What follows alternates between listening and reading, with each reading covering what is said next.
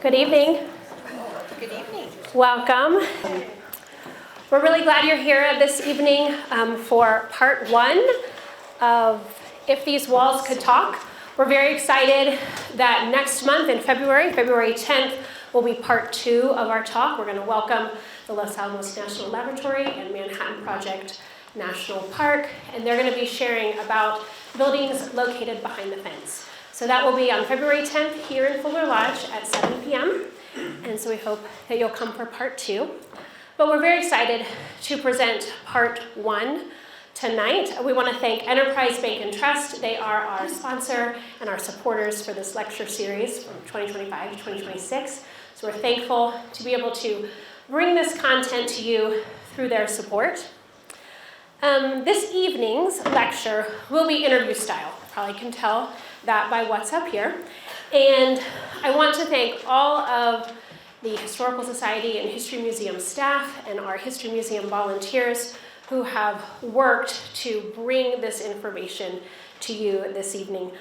Their passion for history, their passion for the buildings that we're going to be talking about tonight makes me so grateful to do what I get to do, which I'm the educator at the History Museum, for those of you who don't know. And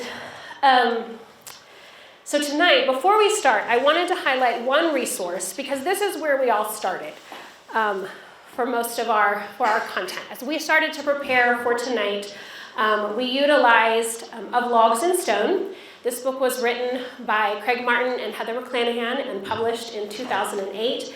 It is a wonderful resource. We do have it in our museum shop, and it shares a lot of information. I'll also be sharing at the end some of our other resources, including our homesteading book, because we are going to feature our homesteading cabin, and that's where a lot of our information came from for that portion of tonight's talk. Our staff and volunteers also utilized other writings, letters, journal entries, things we have in archives, oral histories, and just our collections from archives. So we've been able to expand our knowledge even since this was published in 2008. And though we only get to spend a little bit of time on each building, because we did want to bring forth so many of our buildings tonight, so it's not an exhaustive history, but it is some interesting things about the building as well as the people who lived inside. But there's always so much more to Los Alamos history. I've asked our presenters to stick around for a few minutes afterwards if you have a specific question that you want to further follow up with them, because we will not have time for question and answer at the end of tonight's presentation. All right, let's get started tonight. Many of our buildings that we're going to talk about tonight were built during the ranch school era. This is a picture taken in the 1930s, and you can see most of the buildings, or a little portion of the building, of some of what we're going to talk about. And what I also love is right up here, you can actually see our ancestral Pueblo site that still is in the historic district today, and we're going to be starting our talk with that tonight. Many of these buildings have been called different things throughout different eras. So when each building is introduced, you'll see a name for it, usually the common name that we use today, but you will also hear us refer to it under the variety of names that it has been called. And hopefully, doing a little bit of timeline with our buildings will give some clarity about where did these names even come from. So that's something we hope to clarify tonight through our discussion.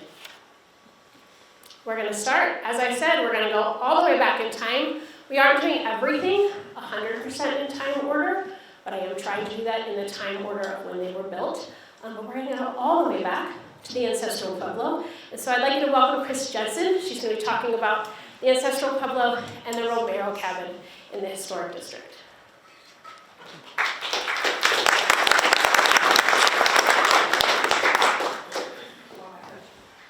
I'm over here. Yes, is that too far away?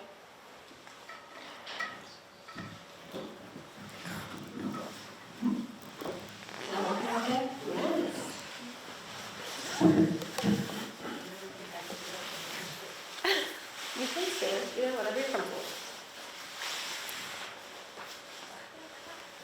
All right, here is a picture of our ancestral Pueblo site today. And tell us a little bit about this site. Well, the thing that I really wanted to bring up about this site, first off, most of you probably know me from all the years that I worked at Bandelier. And when you think of the plateau, it's sort of hard now to realize that the plateau extends from here through the lab and to the far side of Bandelier is all the Paredo Plateau.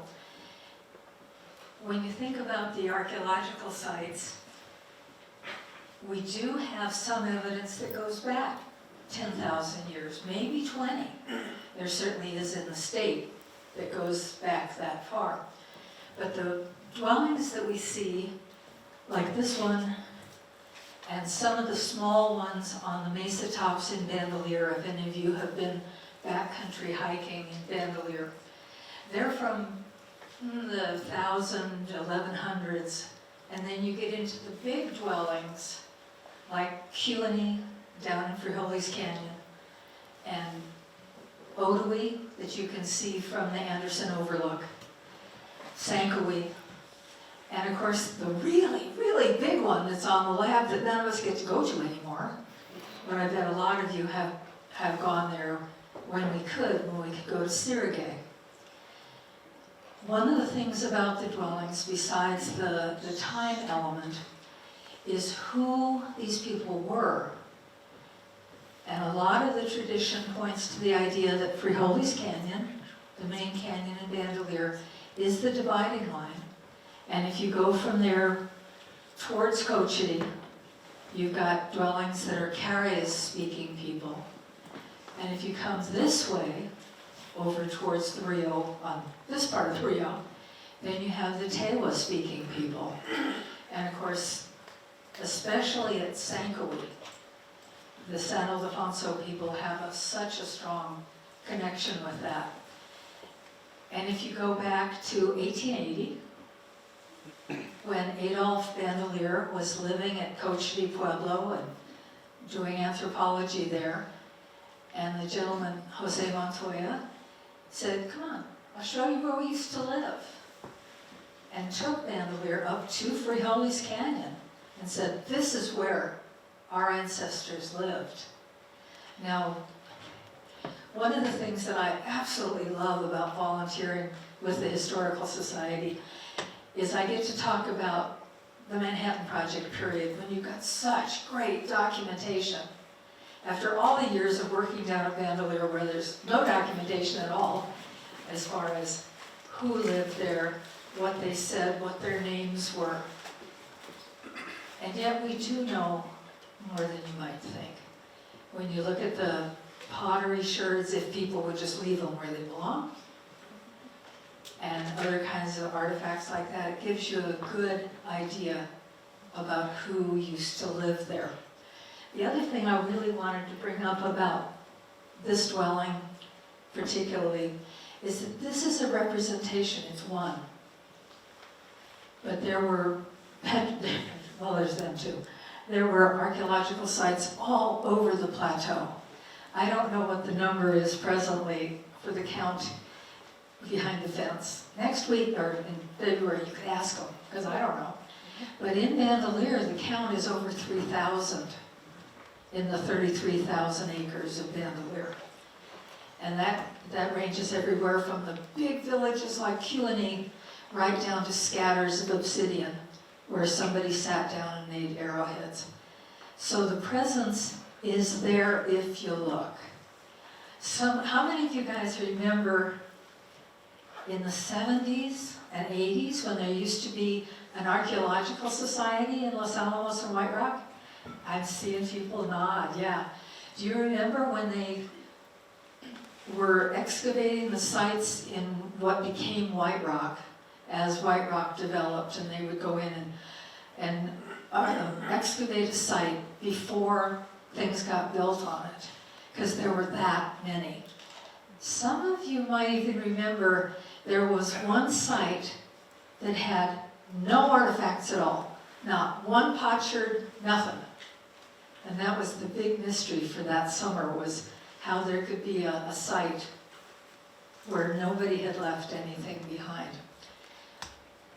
So when you go by on your way to the Beta House or wherever you're going to go, if you go by there, the archaeological site here, it's a sample. I mean, it is right where it was. The walls have been probably moved around a fair amount by various people who had lots of enthusiasm and not a whole lot of knowledge, but they did have enthusiasm. But when you think about that one, it's not by itself. It's a part of a whole picture all the way across the plateau. Most of us can't go behind the fence and see the sites back there that have walls still this high, but there is at least one that does. And none of us get to go back to Morton Dodd Canyon anymore, which I know a lot of you are going, oh, it used to be so great to go see that kiva, the cave kiva with all the marvelous drawings in it. But you know they're there. And this reminds you about the presence of the ancestral Pueblo people here. They had left before the Spanish came to New Mexico, way before any of the homesteaders were up on the mesa, but the presence is still there. I find potsherds in my backyard, and I didn't put them there. Anybody else find stuff in your backyard? I found a half of a mano, of matate actually, in my backyard. I didn't put that there either.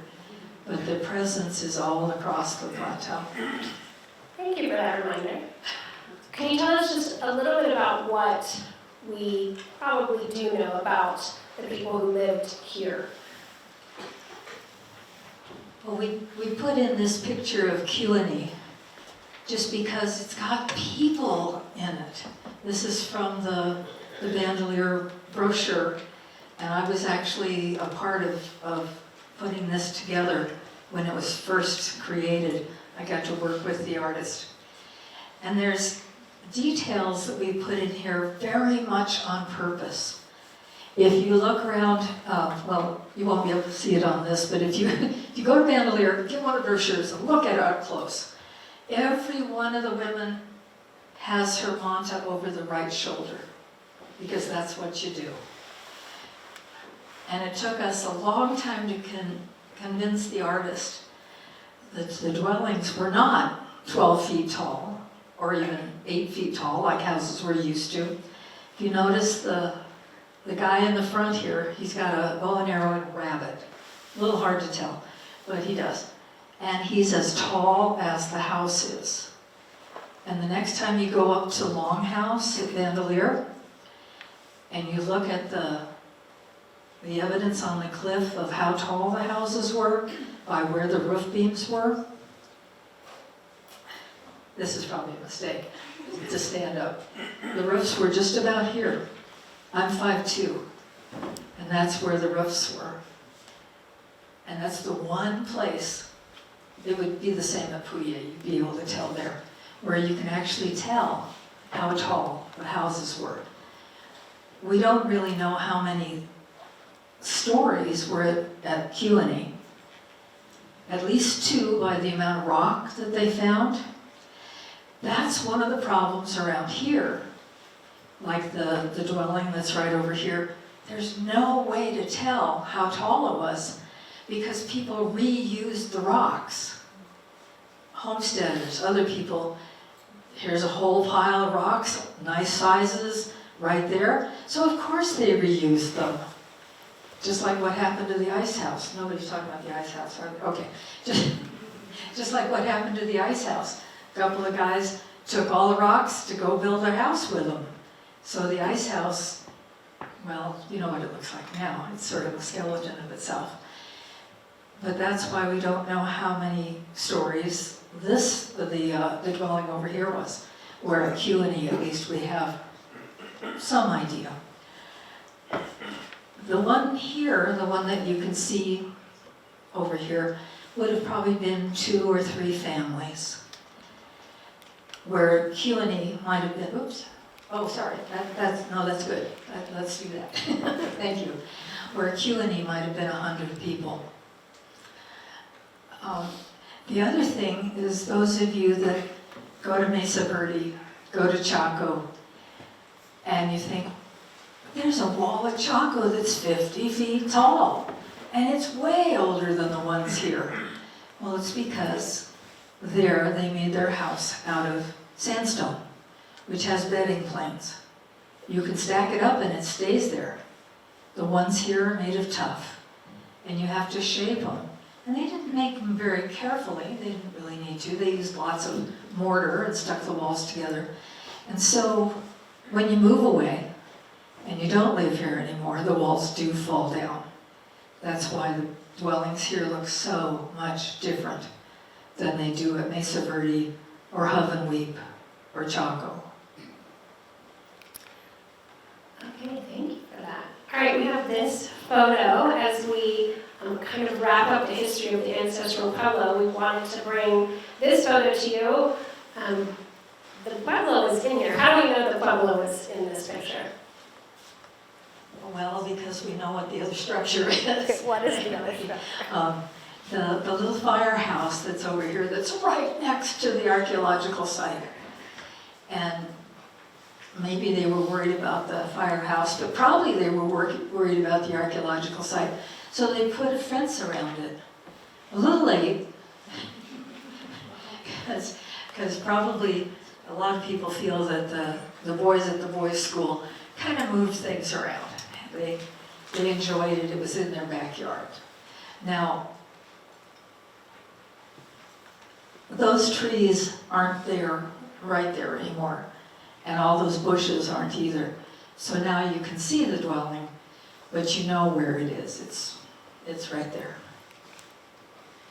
And there's one final picture of the dwelling that we have. We hope you guys will take a look at it soon. If you haven't walked through the historic district, I do hope that tonight inspires you to do that. On your way to the dwelling, you're going to go by. Can I tell a story? Yes. Okay. Short. Well, she asked us to think of stories, so I thought of a story. Okay, how many people here knew Rory Gauthier? Okay, and if you didn't, I'm sorry. He was great. He was the archaeologist at Bandelier for a long time. He's not with us any longer, but he grew up here in Bandelier, in Los Alamos, at a period where there was some kind of project going on with the archaeological site.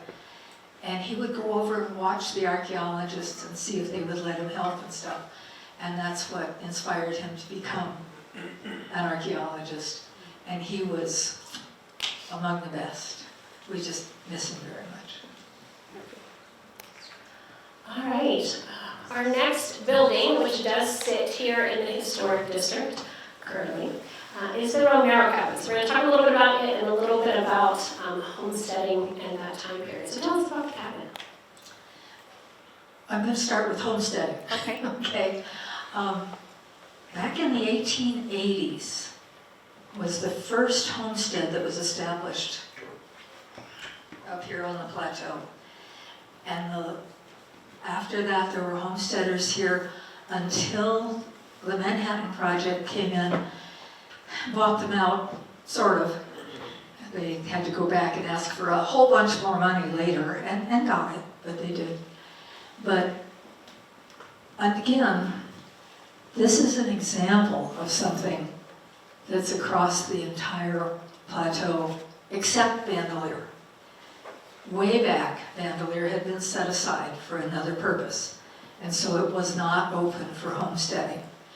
But there were over 30 homesteads on the part of the plateau that is now the lab and the town.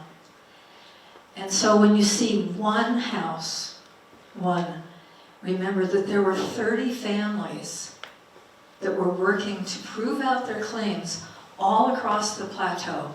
And the only reason that they stopped at that number was they ran out of good land. Now in the book about the homesteaders, it says that the Hispanic homesteaders from the valley tended to do better than the Anglos because they knew where the good land was. And also, they had extended families. And the way that they would do it was part of the family would come up on the plateau in the summer, work on proving out their claim, grow beans for a cash crop. The rest of the family would stay in the valley and take care of their orchards and the other things that had to be irrigated. And because they had the big families, the extended families, that would work. And the fall would come and they'd send the kids back down to live with grandma so that they could go to school. And then when it got to be winter, the whole family would go down and spend the winter in the valley. Now there were Anglo homesteaders, and in fact the boys' school was one of the Anglo homesteaders' homestead that they had claimed out and sold. Now when she said that's where the house is now, that's because the Romero cabin used to be straight south of here. If you look at the map of all the homesteads and you look straight south across 3 canyons, and there it is. But it was behind the fence, and it was one that could be moved. Let's see, do we have the picture of it all falling down? No, No. we don't have. Well, yeah, this is a drawing that was made of what it looked like before they moved it. It's been rebuilt 4 times, and apparently that was kind of what you expected when you had a house built this way. It was rebuilt before it was moved, and it's been rebuilt since it's been moved. But again, when you see the Romero cabin over here, remember it's 1 out of more than 30 that were all across this part of the plateau. And several were used by the Manhattan Project because they were in remote locations, and the folks that worked with explosives made use of those.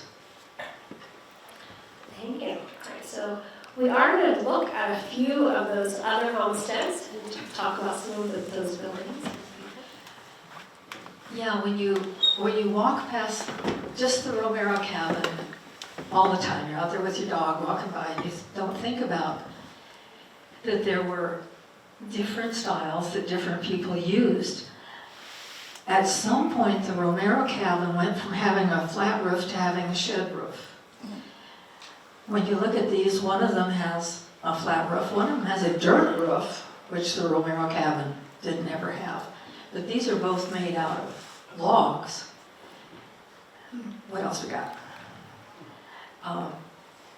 And these are logs also, but you can see that the one on the right, the Rabon Duran homestead, has finished lumber as well.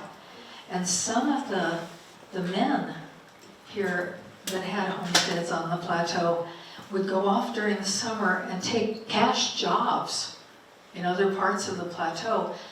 At least one of those jobs was they had sawmills, and they would make the boards.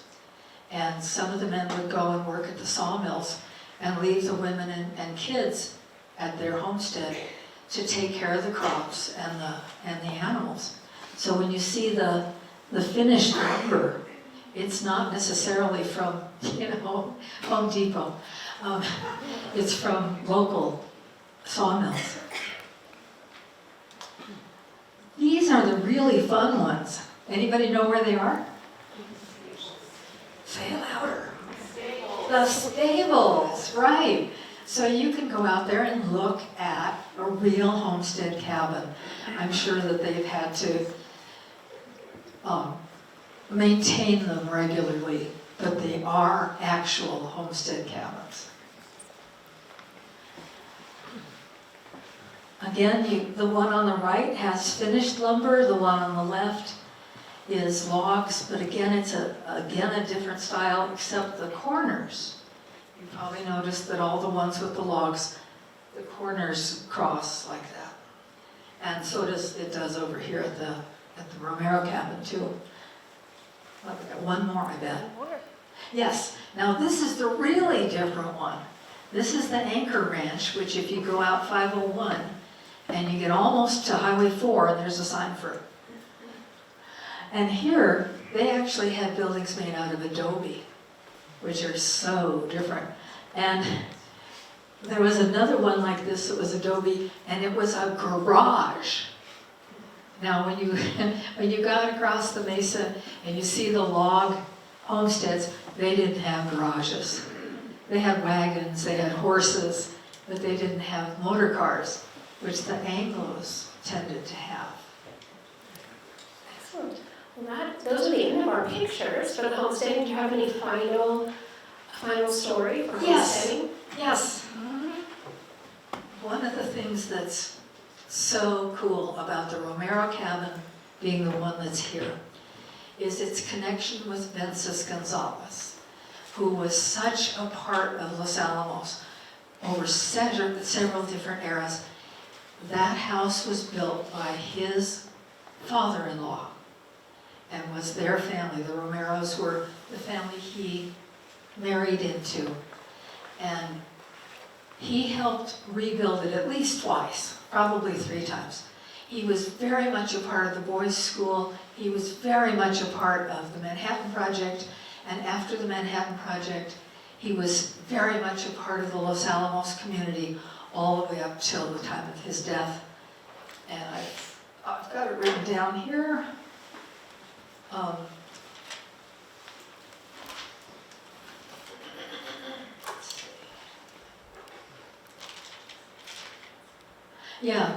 Vences was born in 1894 and was a part of the community right up until his death in 1988. So when you see a thing that says Vences Gonzalez, a man for all the eras, they're not exaggerating. He really was. Thank you so much for that story. Thank you for sharing your knowledge with us today.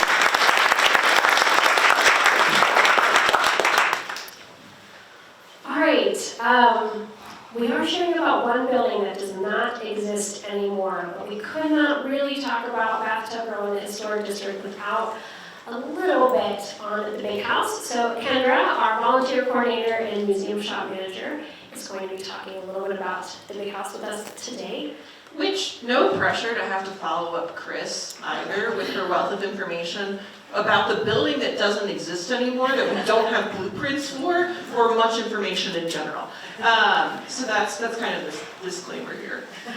So tell us a little about what we do know, Kendra. Tell us a little bit of background. Yeah, so the Big House we do know was obviously the first building built for the ranch school. It sits on what is now a modern day era with Central Park Square. You've probably seen that large black and white photo, again, kind of walking across the sidewalk there. It was built between 1916 to 1917, although the house that you see pictured here is not what the original building looked like. Those dormers in that 3rd story were added on later in 1918, 1919. That's also when the infamous sleeping porch was added on.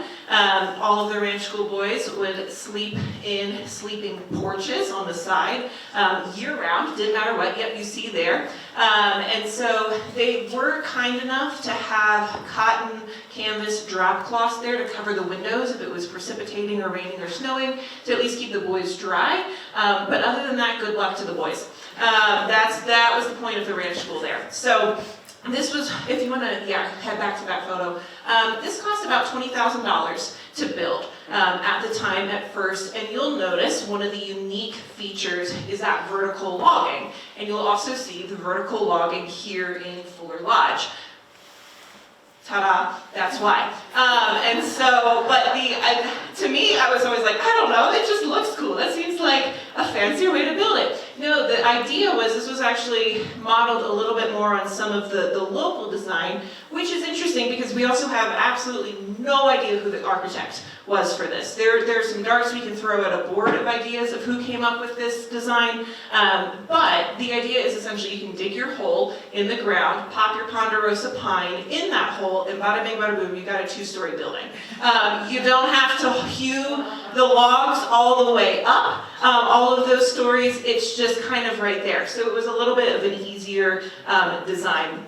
Also, when it was built, they invested pretty heavily in some modern conveniences like indoor plumbing and indoor telephone lines, very big deal. That was used in advertisements for the ranch school as well, of how much better they were than any other ranch school there in the area.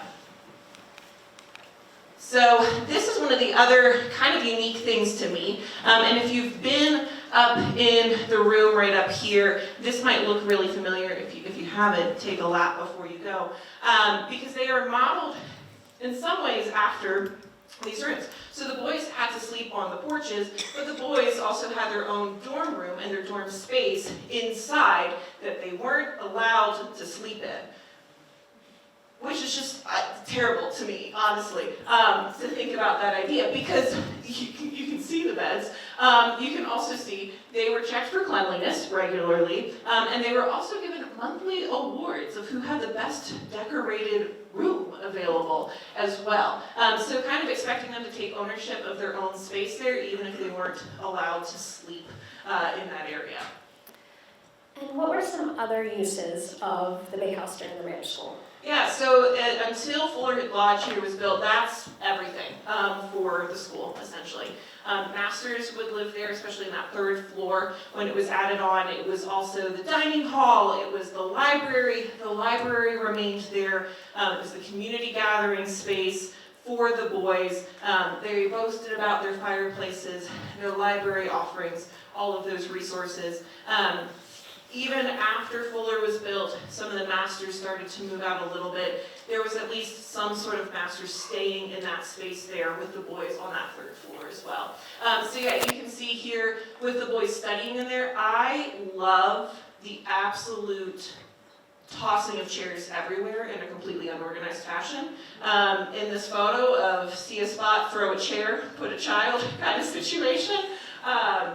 But yeah, you can just how vast that library was. I'm getting ahead of myself a little bit, but that was another huge resource with the Manhattan Project as well. So this is one of Rachel's favorite photos. It's a slideshow. The big house. We're essentially just looking out from the front porch here, kind of towards that, what is now Central Park Square, to kind of see what the big house looked like in that area. And just that kind of that original driveway piece too.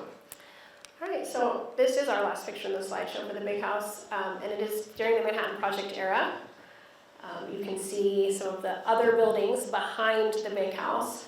So how was this building used throughout the war years? Yeah, so just as much as the ranch school, it was the multi-purpose space. It was multi-purpose space for the Manhattan Project. There were a lot of dormitory, bunk bed style housing situations going on here in the big house. Even to the point where they tore out the bathrooms and the bathtubs in order to install more rooms and more bunk beds. So it is also not only the only bathtub row building that is no longer standing, it was also one of the only bathtub row homes without bathtubs because they manually removed them. And this was a little bit problematic for some of the people who lived here. This was mostly for the unmarried scientists, but there were some married couples who lived there, including Richard and Charlotte Serber. Richard actually used that library space as some of his first lecture spaces to explain what was going on with the bomb or the gadget being built for new scientists coming into the area. But with that remodel of the bathrooms as well, they maintained only one unisex shower for the whole building. And so Charlotte, when she would take her showers, was often interrupted by an uninvited guest of the opposite sex in trying to just kind of accomplish her daily life. There were some other weird situations too with those sleeping porches. They were utilized during the Manhattan Project as well. Again, unfortunate for those scientists. But part of the design going on there was that they would still have, similar to the boys, at least access to a dressing room or a dresser on the inside of the house. The problem was the way that the house was designed, the only way to access your interior room from the sleeping porch was to go outside and walk around, which, as you can imagine at a time like this, not an ideal situation. But being the avid problem-solving scientists that they did realize they could just crawl through the window in the sleeping porch area and get to their interior space that way. So they would just leave the window open and crawl back and forth as their crawl space going on there. Other things going on in that space as well. This is where the chaplain's office was located. That public library was there. This was another similar kind of community gathering space. This was the first location for the radio station as well that was hardwired in around town. Now, one of the other fun bathroom stories, because Bathtub Row, there's going to be bathroom stories. So the big indoor plumbing boast that the ranch school had became mildly problematic, mildly outdated by the time we hit the Manhattan Project, because the water heater held all of like 40 gallons of hot water. So if you were first in line, great for you. Anyone else, it was cold showers, no matter what you would have happen going on there. But again, kind of just that similar community gathering space. It was unfortunately torn down, as we well know, there in 1948 when the Atomic Energy Commission kind of came into town. They were also looking to modernize Los Alamos, create those opportunities for people to have shopping centers beyond the public exchange. And so this was a really great location for it, kind of being in the center area of town. And at that point, the big house was pretty termite infested. You can also just kind of look at that and see how it might be a slight issue if one spark flew a little too hard. And so between those issues alone, the AEC announced that they were going to be tearing down the building. Very little opposition from the community at the time on the tear down of that building.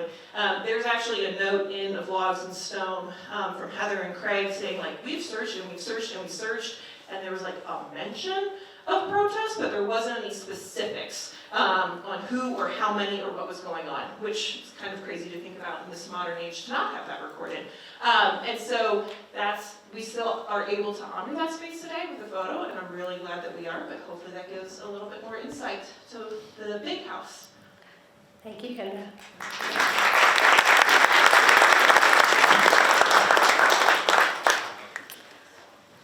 All right, our next building that we're going to talk about this evening is the Guest Cottage. Katie is from our Los Alamos Historical Society archives, and she is going to be sharing with us about the Guest Cottage. Tell us a little bit of background, when it was built, who was it built for? Okay, so the Guest Cottage, based on our records, it was most likely built sometime in 1918. We're pretty sure that it was in place and ready for habitation for Genevieve Ranger, who you can see here on the porch. She was the nurse and matron of the ranch school, and the building was intended to be both infirmary and residence for Nurse Ranger. And she lived there with her dog, who is mentioned quite a bit in a lot of the collections of letters that we have from boys. They were all big animal lovers, and they really liked the dog. It was a pretty basic building. It's very similar to a lot of the other early ranch school buildings, this kind of square build with a pyramid roof. You guys will hear about another building very similar in a few more buildings. It was about 20 feet square, pyramid roof, unfinished siding. It's those kind of basic pine plank sidings. It had the small porch, which was facing what is now the Rose Garden. And she was there, Nurse Ranger was there until 1924. And when she left, A.J. Connell decided that he wanted to split the two positions for two different women. So he wanted to have a nurse and he wanted to have a matron. So he had Pedro Gonzalez, who was the carpenter for the ranch school, add on a little bit to this original footprint so that it became two apartments with two separate entrances. Very, very small. When I say apartment, I'm talking just a room with a wood stove, basically. And so until 1925, or in 1925, so it was expanded. And yeah. Did it remain the infirmary? Yes. So the boys would go to that building until the lodge was finished. When the lodge was finished, the infirmary moved up into what is now, we call it our hotel room. It's interpreted for the museum. That was the infirmary. The nurses' suite moved up here. The matron suite moved up here. And so they had this little, cute little building right next door. And Director Connell had always wanted to do something with it. So what becomes of the guest cottage after it is no longer an infirmary? So Connell had always wanted to have a more comfortable accommodation for guests to the ranch school.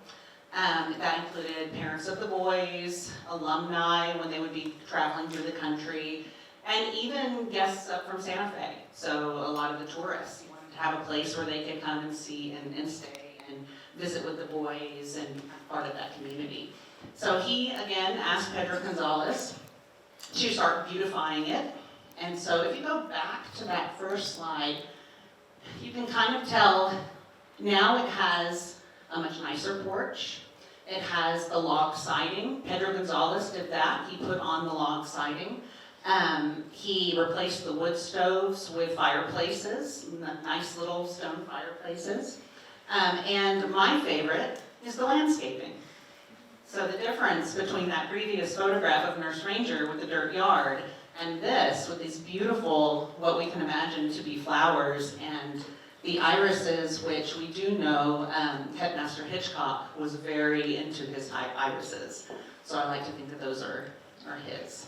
If we go to the next one. So around 1935, AJ was not done.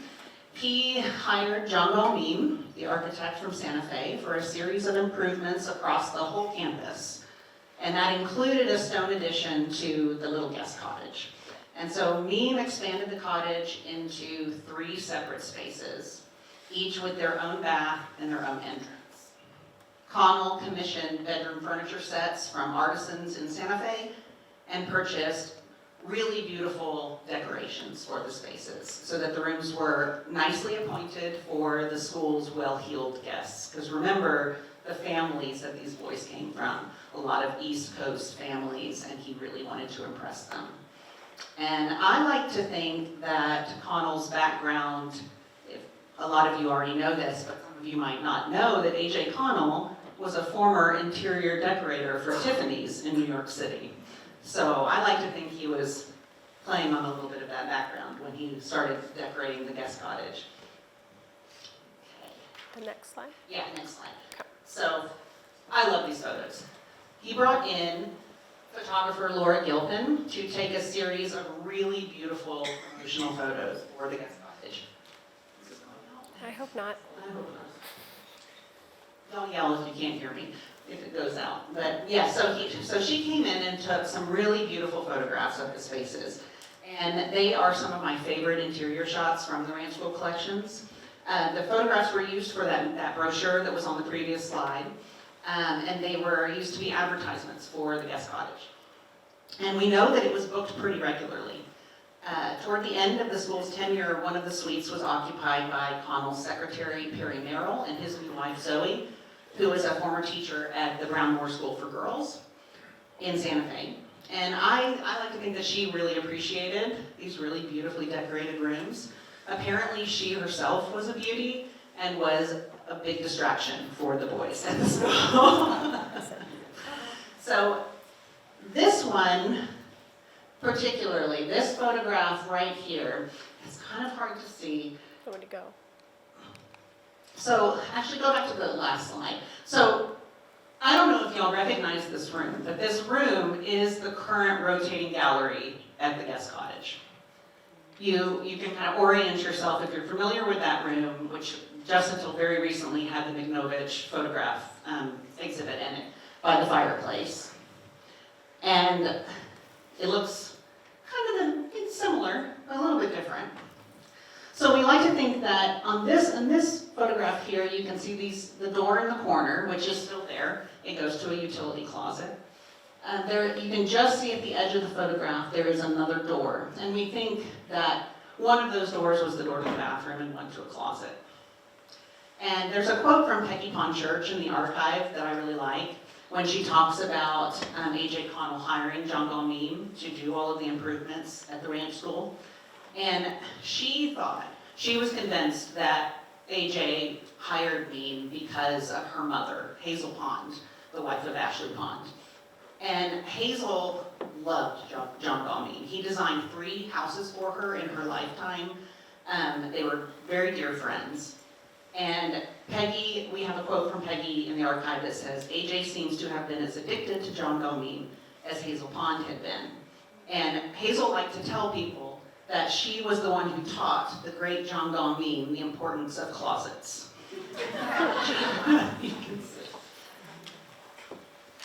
Okay, next slide.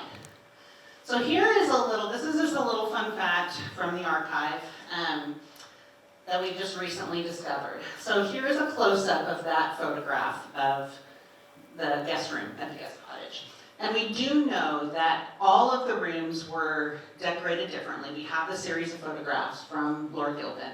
And all of the bedroom sets were specially designed for the space. They were not something that Connell went down to Santa Fe and said, yes, I want that one from whatever the version of IKEA was at that time. These were all specially made for the space. He ordered them. And these photographs are incredible. It's really hard to show that in this medium, but they are so clear. Lord Gilpin was an incredible photographer. When I digitized this, I was able to zoom in and see every detail, which I did. And I realized that little side table looked a little familiar. We have it in our archives, and we did not know. This is a little side table that has been in our collection probably since the Historical Society began. We don't know where it came from. It's what we call an FIC item, a found in collections. We had no provenance on it. We had no idea. It has an AEC tag, if you can just see right up in the corner. So we knew that it was probably ranch school era, but that it had probably been purchased. It was one of the things that had just been purchased along with the school, became property of the AEC, and just continued its life in the community. But we've matched the carvings. On the sides are bullet-style carvings that match the carvings on the bedstead. It's missing its little bottom shelf, but it does have a support for the shelf. It's had some modifications. Someone at some point in its life added some little boards up at the top. We think there's a hole also drilled in the middle. We think it must have become like a pedestal for a lamp. They've nailed the drawer shut. But I am 99.9% sure that is the same table, and it has just made its way to us through the years. We were pretty excited about that. And then yesterday, I also discovered that we're also pretty sure we have the original fire screen that was in that photograph. So, super exciting archive story. It's always an adventure in our lives. All right, so it did a couple different things during the ranch school. Can you tell us a little bit about the guest cottage in the war years? It remained a guest cottage, basically, in the war years. When the Army took over, it was slightly remodeled, but not by much. It remained 3 separate spaces, 2 in the stone addition and a small apartment in the wood portion. In the stone addition, which you can see kind of to the left of the photograph, they had what they called the blue room and the brown room. We don't really know why they called it that. We don't know if it was paint color, quilts on the bed. We don't know. But they were called the blue and the brown room. The blue room was always reserved for General Groves. That was where he stayed when he was in town. And the brown room was equally reserved for Richard Tolman, who was the scientific advisor for General Groves. Both suites had bathtubs, which we all know meant they were reserved for VIPs. And in the little apartment where the porch is, British scientist Ernest Titterton and his wife Peggy lived throughout the project. Excellent. And what happened after the war? So the blue and the brown room were retained as guest quarters for visitors to the lab.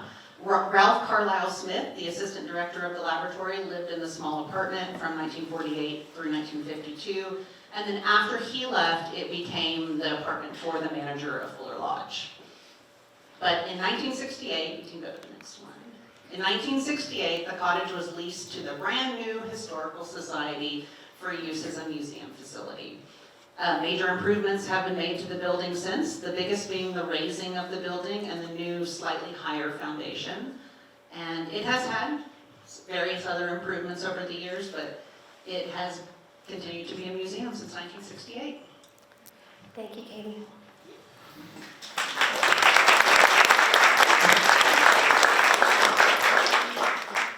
Tina. I should go to the next slide. All right, so moving down Bathtub Row, we're going to go to the Baker House. Tina, who also is with our archives, is going to tell us about the Baker House. Yes, I'm not going to sit because I'm short, and I'm going to feel like a little kid swinging around up here. Also, full disclosure, I am part of the National Park team at the laboratory, so I'm wearing maroon tonight in solidarity with my guys. So, this is the Baker House today. The Baker House is not open to the public. It's been open occasionally for rare tours, but I wanted you all to see what it looks like today, because the next slide is going to take us back to what it looked like in 1925 when it was built. A little different, right? The porch went the full length of the building on the front there. On the back, you can see there was an open back porch. It underwent a lot of modifications through the years. The porch got closed in, then the porch became a room. Then the porch got extended and became a carport, and then on and on.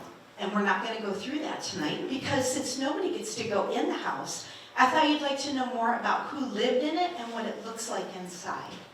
So, it was built in 1925 as part of the ranch school. At that time, a lot of the construction was still going to be those ponderosa pines that you see here. They were harvested locally from National Forest land. A.J. Connell had connections.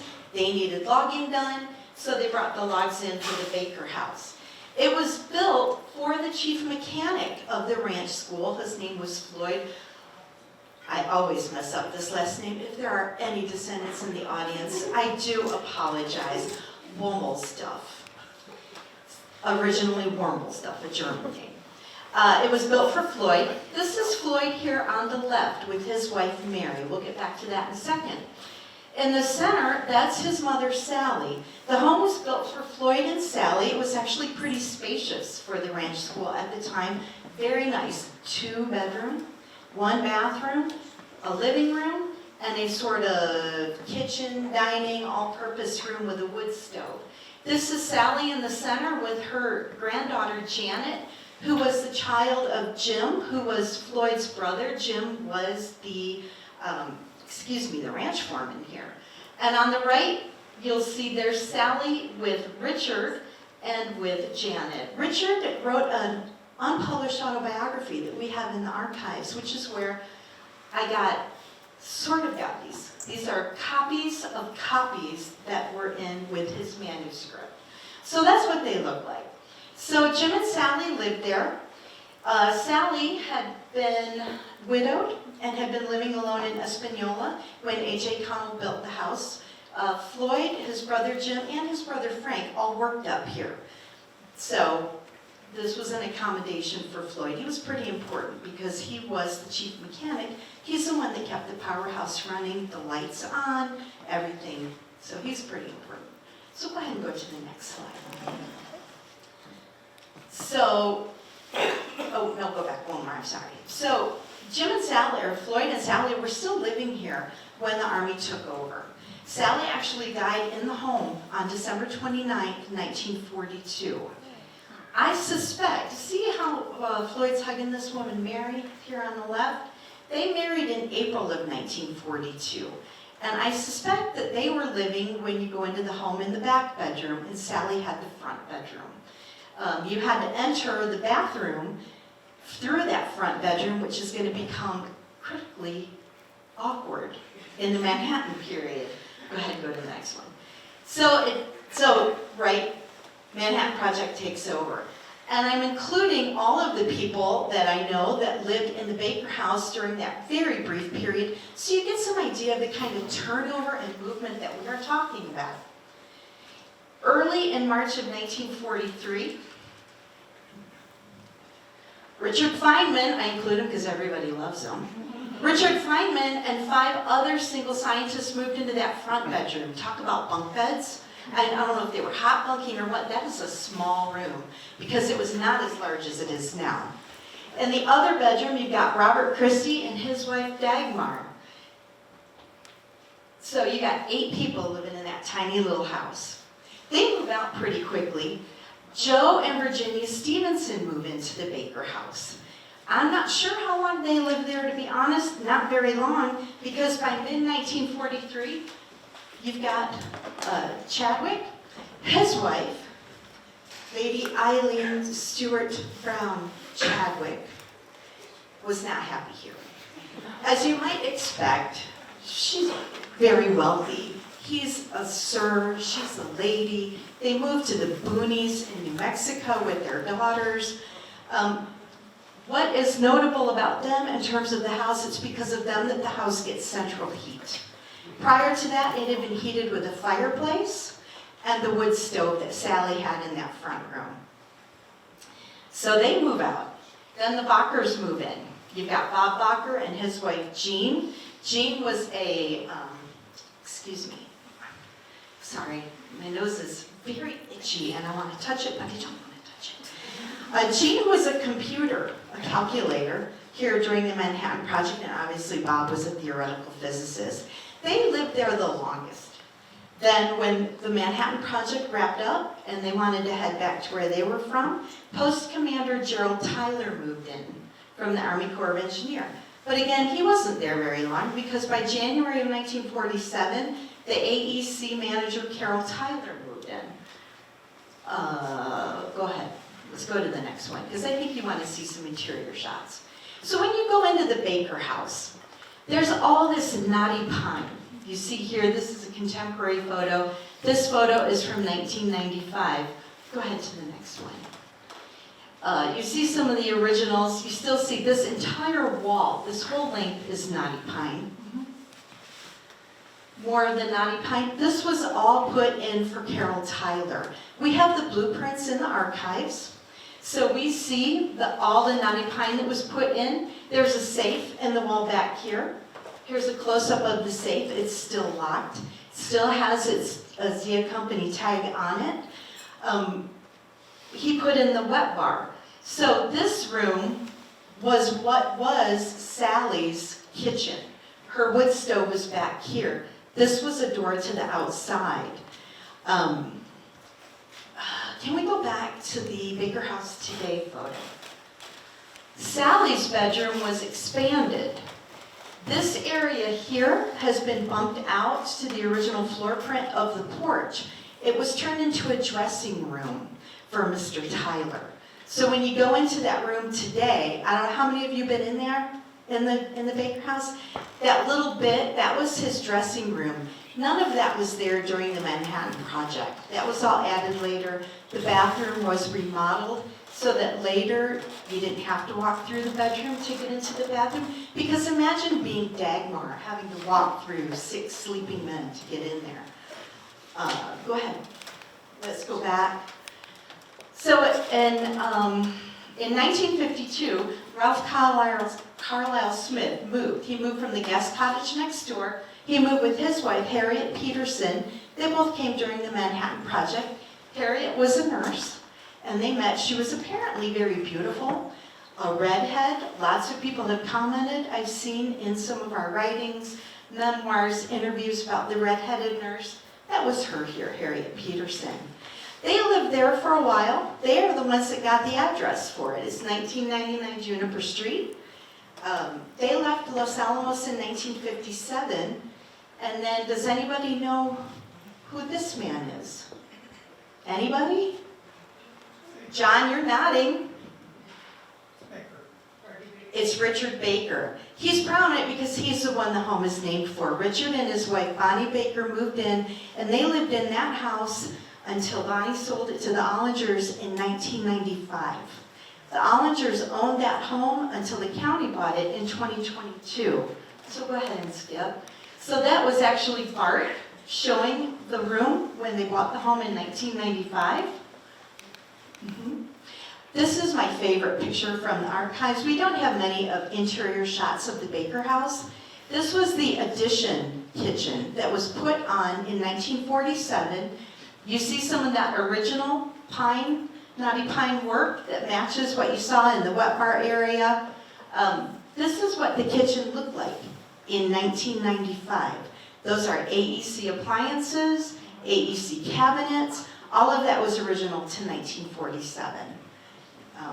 And so today, the county owns it. Who knows what's gonna happen to it? Do you have any other final favorites about the Baker House?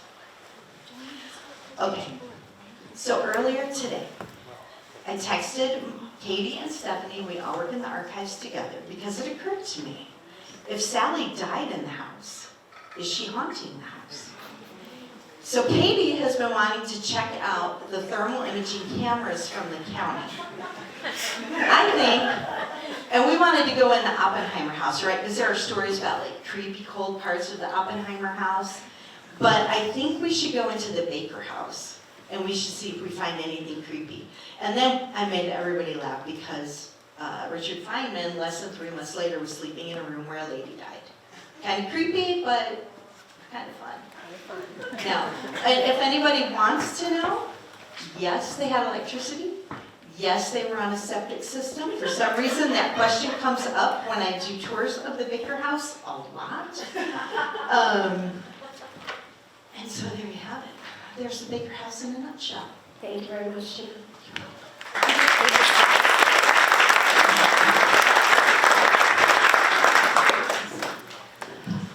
All right. Stephanie. Hi, Rachel. Hello. Stephanie is also a member of Archives. I almost missed it off this chair right away. That was it. Well, you got that out of the way, so you're good. Stephanie's going to share about 2 of our buildings, Spruce Cottage and Master Cottage number 3. And if you don't know what Master Cottage number 3 is, you're going to find out tonight, because that might be a new one for you. Ready? Tell us a little about the background of Spruce Cottage. Okay, here we go. Tina mentioned sort of this revolving door philosophy that seems to occur in these buildings. That story becomes abundantly clear in Spruce Cottage because I think I would argue that maybe it saw like the most turnover out of all of the buildings. I had a very hard time keeping track of people. Spruce Cottage, actually, Katie talked about the pyramid building. To the far left, just off screen a little bit, is actually what we believe is the guest cottage. Excuse me. And the building at the back is the pyramid. This is the original portion of the Spruce Cottage, the wooden portion, which is later added onto and the roof is changed. But this photograph is very early on. We're not exactly precisely sure on the date, so but definitely prior to 1927 when it becomes sort of officially Spruce Cottage. We had a good time with this photograph this week. I'll tell you about that here in a second. Again, you can see the pyramid here on the ranch school property. You can see the big house. On a computer, when you can zoom in, you can actually also see the guest cottage and many other structures. This photograph is circa 1920 and comes from one of the Ranch School Boys collections. It is probably one of the very earliest photographs we have of both this structure and the guest cottage. And Katie and I chose not to arm wrestle over which building was older because we don't actually know for sure.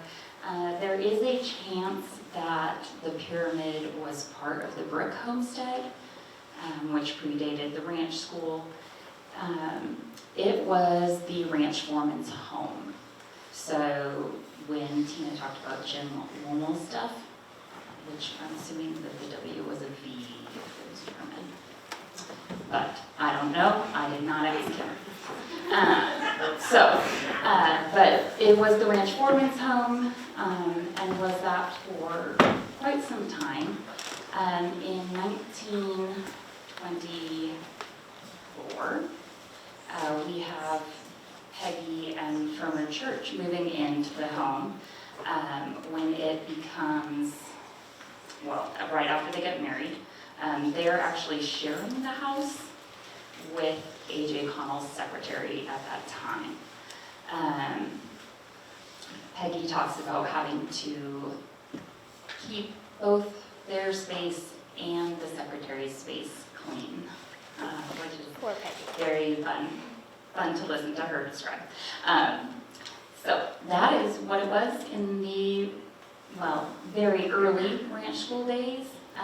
In 1925, the churches move out, and in 1927, we see the pyramid get renovated and added onto to become today's spruce cottage. I have no idea what the next photograph is, so you should It is the larger spruce cottage. And so what happened to the spruce cottage after Oh, the churches moved out?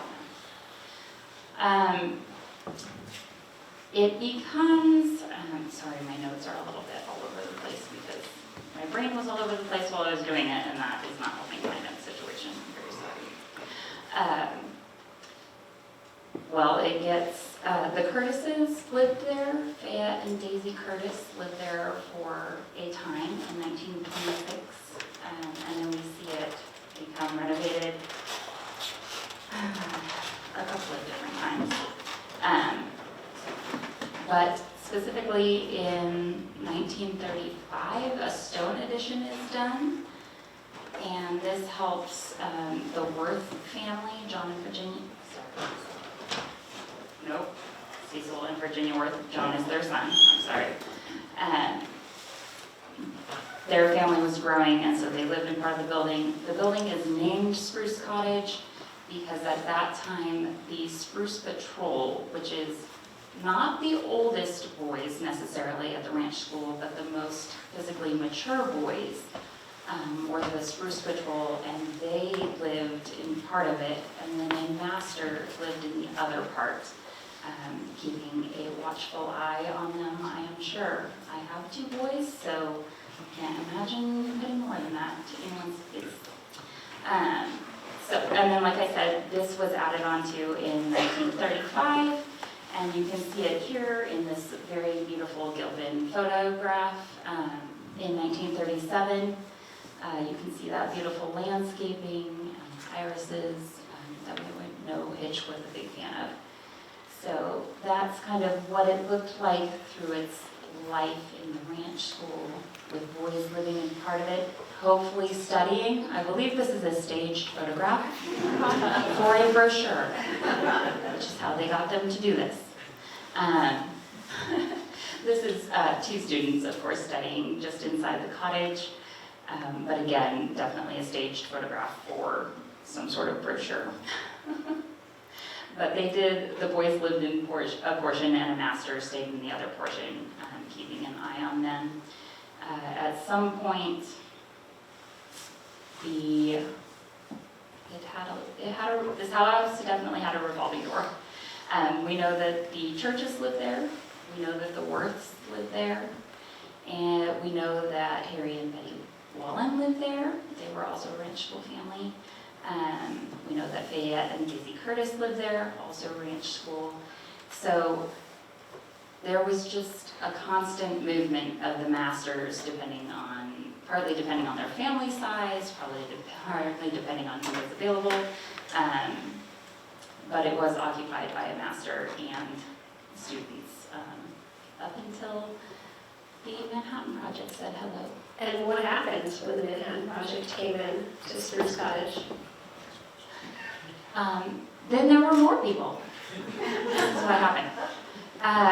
We know that early on in 1943, the building, Spruce Cottage, became known as the Wax Shack because multiple whacks stayed there, and thankfully Tina is a whack expert, so she was able to name 6 whacks who lived there at that time.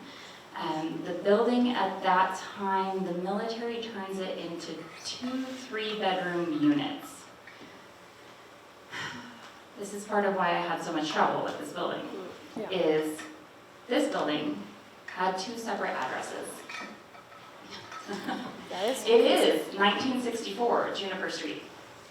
It is also 1152 20th Street because one portion faces Juniper and one portion faces 20th Street. So your neighbor, literally sharing a wall with you, had a different street address, which I think is very fun, very hard to find in the telephone directories from early on. So, but it was, yeah, its T number was T115, and it's eventually fully modified into a duplex in 1948. The Manleys were living, John and Kay Manley were living in the wood half, and Martin and Pat Kellogg lived in the stone half. That's the next photograph, yes. This is, on the right-hand side, you have Kay Manley and her 2 kids, and on the left-hand, sorry, I'm totally, hold on a second, let me get back to my names here. I'm like, nope, I did it wrong. Yes, no. Sorry, Pat Kellogg, there we go. Getting there. It's because the other woman is Kay Mark and Pat Kellogg. That's Pat Kellogg and her 2 kids. And then Kay Mark and her 4 children. Just outside of Spruce Cottage, the half of which the Kellogg's lived in. So, sorry, hold on. Again, the notes. Somebody should have helped this person. Yeah, so that is, yeah, it's divided, 2 addresses. Probably is some of its most famous people. Yes. Are Francois and Stanislaw Ulam lived in this house, or at least a portion of it. And then Kenneth and Peg Bainbridge also lived in this house. But, oh, Enrico and Laura Fairmay also lived in this house. Just so you know. Go big or go home. Probably its most well-known currently residents would be James and Betty Lilienthal lived here. Betty Lilienthal donated a lot of things to the Historical Society and for the Historical Society. So we have kind of an extensive collection from her of photographs of this area in a more modern time period. This particular photograph of Spruce Cottage taken in 1969 was actually taken by Laura Gilpin. The Historical Society contacted her and asked her if she would come back and take more current photographs of the homes, which is how we wound up with this beautiful photo of essentially what the house looks like still today, which is impressive. I'm just double checking where I'm at. Okay. Yeah, I think that, and then of course the Ollingers then owned the home. It is it is one of our Yes. private homes on Bathtub Row. It is. All right, you mentioned that the churches lived in this house, and we're going to go to our next house, and that's connected to the churches as well. Can you tell us a little bit about what I label as Master Cottage number 3? Master Cottage number 3, which many of you may be more familiar with it being called the Parsons House, which D. Parsons and his family lived in during the Manhattan Project. That's skipping forward a little bit. This is Master Cottage number 3, which was built for Firmer and Peggy Church after they were married. Firmer Church designed the home, and they moved in 1925. And this is what it looked like. It has its little sleeping porch, because who doesn't need a sleeping porch? Your masters. There's snow. Yay. So yes, this is what it looked like when it was first built. It was then remodeled in 1928, adding a second story. And then remodeled again in 1932, adding a stone living room, which was added by our very favorite John Gottman, who loved stone additions, which is great. Love that. So in the next slide, you will see the church family. We have little tiny cute church, Alan, Theodore, Peggy Church, and Firmer Church. Firmer, of course, being one of the masters at the ranch school, Peggy being Peggy Pond Church, the daughter of Ashley and Hazel Pond. And yeah, so that is their beautiful family. And they were the only residents during the ranch school, correct? That we know of. No, Oh, I know, because the revolving door. right. You have to have the revolving door. So, Firmer and Peggy Church live here until 1939. When they do a fun house swap and they move back to Spruce Cottage. Oh, Yeah. And the Worths, who have 2 small children, move into the church house, okay. or the person's house, or master cottage number 3. You pick your favorite. Right. You pick your favorite name. Pick your favorite name. That's the name of this game. And they stayed there. They left when, Cecil and Virginia Worth and their children's John. I keep mixing it up. They left when Cecil Worth got ill, and I'm a little unclear on whether the building was then occupied again before the project took over. Records are a little bit Non-existent. unclear. Unclear. Let's see. Oh, yes. So that takes us to the project. Tell us a little about what happened to the house. It became a house For who? during the Manhattan Project. You enjoying Oh, this became William D. Person's home, along with his wife Martha and children Peggy and Claire. They lived here throughout the project, 1943 to 1945. D. Parsons was the head of the Ordnance Division. He also headed Project Alberta. He was a weaponeer on the Enola Gay, and eventually went on to work on Operation Crossroads. So he is very well known and connected in Manhattan Project and post-Manhattan Project history here on the Hill. So, but this is it, sorry. Go back. T110, we appreciate the Zia Project very much for their documentation of the structures that were here. When they moved in, we have a number of views of a lot of the buildings, even ones that we won't talk about here today. So, but the Parsons house, or the church house, or Master Cottage number 3, also got an additional name, which is T110. After the project, it becomes Post Commander Lieutenant Colonel Herbert Yee's house in 1946. I do not know a lot about him, but he was in the home in 1946. This is the cottage in 1960.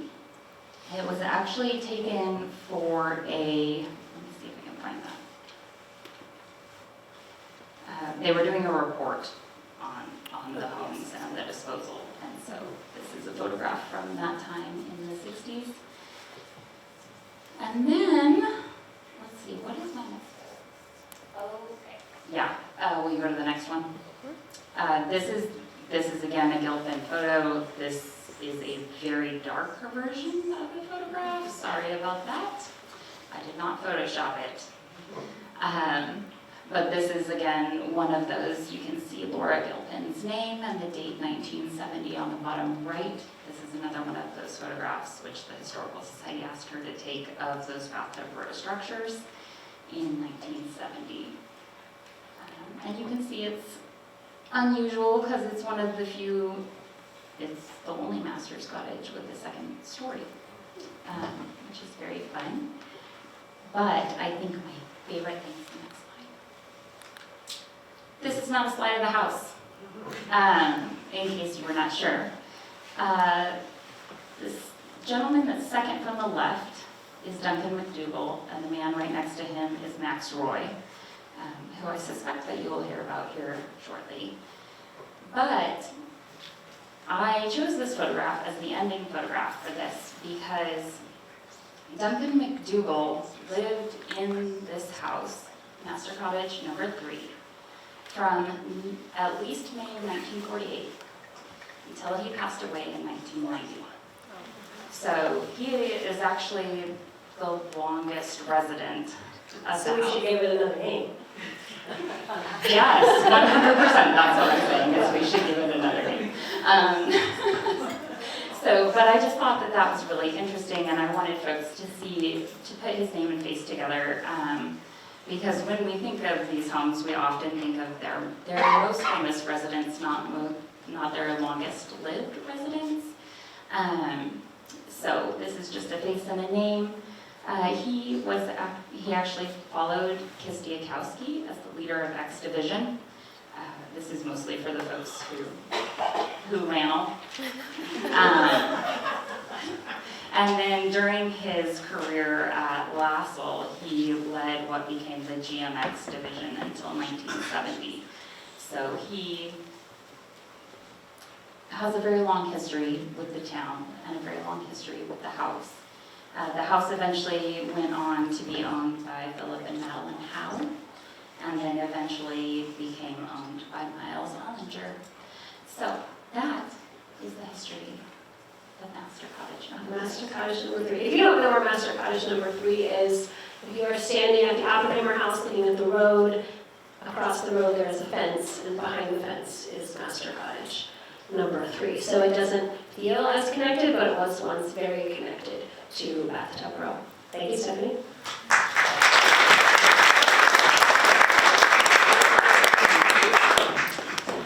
All right, we are moving through our buildings. I promise as quickly as we can get the information out, because there is just so much fun information about these buildings. And the one we're sitting in right now, Fuller Lodge, our volunteer, one of our museum volunteers, Kathy, is going to tell us a little bit about Fuller Lodge. So give us a little bit about that background. Okay, can you switch Yes. to the first slide? I was going to talk a little bit about the name and how it came to be. This is a picture of Edward Fuller. When I give tours, often I get asked if this is the Fuller Brush family. No, it is not. But it is also a wealthy family from Michigan, where the Pond family was also from. They knew each other.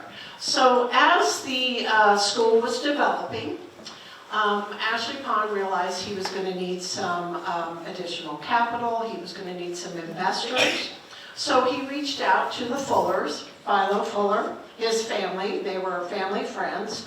Philo at one time was the mayor of Grand Rapids. They were furniture business in Michigan, so another wealthy family. He reached out to them for some investment, and Philo's son, Edward, had contracted polio, and as a result, he was permanently disabled. So Philo saw this as an opportunity to not only help his friend with the money, but also to help his son out. So he agreed to support the school, to give money, if Ashley Pond would find a permanent place for his son here. So Edward did come here. He was part of the staff. He was not a student. He worked with some of the younger boys. The unfortunate thing is that he was very young when he passed away. He was only here for 5 years, and he had a prolonged illness, and he passed away. So because of the money that was given by the family to support the ranch school, that when this building was built, they decided to name it in honor of Edward Fuller. Okay. Tell us a little bit about the building of this. Okay. So as you've heard from other people, the architect of this building was also John Gamin. He was suggested to A.J. Connell, who actually A.J. Connell, the director of the school, is the one that drew up the plans for this building. And he envisioned a kitchen, dining facilities, meeting rooms, some housing for himself and possibly some of the other master teachers. And so Hazel Pond is the one that suggested John Galmeen to him to be the architect of this building. And so that is how that came about. John Galmeen and A.J. Connell were the ones that personally selected all of the timber for this building. There are 771 ponderosa pine that make up this building, and the skinny ones are young aspens. There's 262 of them in this building, all harvested from the forest and the Pajarito Plateau around here. The chinking between the logs is something called oakum. It's like a derivative of hemp, and it's something that they used to, when they were making wooden ships and the caulking of wooden ships. So that's what that was. So it was started in 1928. The building was finished in January of 1929. The cost of this building was $33,450. And out of that cost, John Galmeen received a commission of 5%, which was approximately $1,600. So, I mean, if you do the math, I think that was probably pretty good salary at that point. So these photographs, you can see the construction is their building. And if you can look very carefully, Rachel pointed out to me, you can see that they had already decided to name it in honor of Edward Fuller. There's a plaque right there that says Edward Fuller Lodge. And then I believe, what does it say under it? It also has the contractor and the architect. Right there. So, and this was, some of the construction you can see. I mean, if you look around the building, you can see the crossways beams above the doors, the upright ones next to them. You can kind of get an idea of how the construction took place. So there it is in its completion in 1929. Looks a little bit different than what we expect today, okay? We now have 3 Tudor-style wings that kind of project from this building. Those were added in approximately 1949. It was after the war, when this building was used for a hotel. So that's when the Tudor wings were added to the building. And I found it interesting when I was reading, if you wanted to stay here, it costs $9 for a single room. It costs $9.50 for a double room. And the hotel held 75 guests. So I thought that was pretty large, a lot of space. And again, you hear the stories where you could also get, this was used as a dining room, and you could get a steak dinner in the dining room for $1 at that time. There was even a barber shop inside Fuller Lodge, and the Curtis room, which is just to the left, it's usually the room where when you have an event, you put your food there because it's close to the kitchen. That was actually a cocktail bar when it was a lodge. So in the 1960s, oh yeah, that's the picture of the Curtis room. And then you can go back one. Yeah. And so there's just a picture of how it was used as a dining hall, right where we're sitting today. And you can see the bookcases on either side of this fireplace.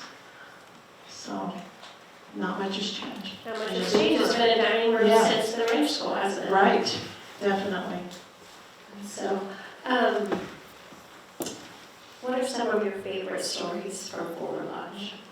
Well, I think some of the interesting things I found out were during the ranch school era, prior to the Curtis room being used as a cocktail lounge for the lodge. This was the smoking room for the boys. Apparently, if you were at least 17 years old and you attended school here and you smoked, that's where you went to do it, but you had to be 17. One of the other fun things, do we have a photograph of Joan Crosby? Is that the next one?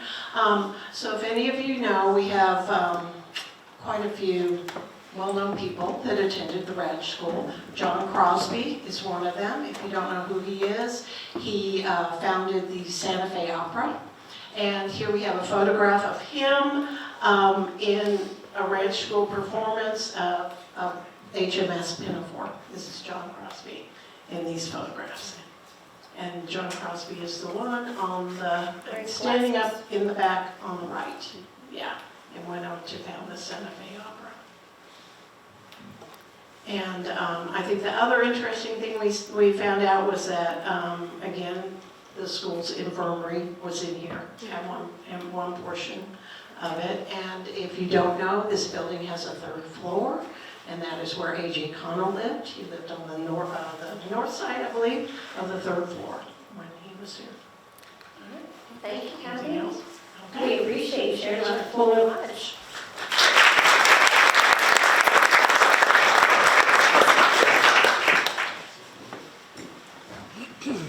All right, we're going to cover 2 buildings. Kristen Hollis and Todd Nichols are going to talk about the Oppenheimer House first, and then we're going to hear a little bit about the Powerhouse, which is also one of our bathtub row buildings. And here's the Oppenheimer House today. Kristen, will you tell us a little bit about the history of the Oppenheimer House? Sure. So many wooden structures have been discussed up to this point.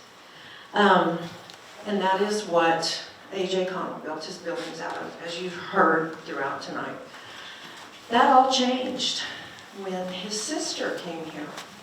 So his sister May came here to teach art and music, and her name was May Connell. And she had lived in New York and Paris. And she did agree to come and teach at her brother's school, but she refused to live in a log cabin. So she said, I want a stone and beam house. So that is what she got. She got her stone and beam house. And that is what we call today the Oppenheimer House. It was built and ready to go by 1929. But the significant thing about May's request in not living in a log cabin was it forever changed the construction of Bathtub Row. So you've also heard about a lot of updates and additions and different things as we went along. When John Galmeen came in and he used stone and he used stone and he used stone. Well, that all began because of May not wanting to live in that log cabin. But what her brother AJ realized, he had some trouble with his buildings burning down because they were all built of wood. Well, that didn't happen with the stone houses like the Three Little Pigs. So he did start to use stone with his buildings because they didn't burn. But that all began with his sister who refused to live in a log cabin because she lived in New York and Paris. So that is where the house was built for May. It doubled as her art studio and her residence. You'll notice if you've been in it or looked in the windows, I'm imagining many of you have, that living room has big windows and lots of them. That was because it was also her art studio and she needed lots of natural light for that to be the case to do the art in. That is where the boys went, and they did do art lessons in her studio in the house. This is a photograph of what it looked like for May back in the day. This one was taken in 1929.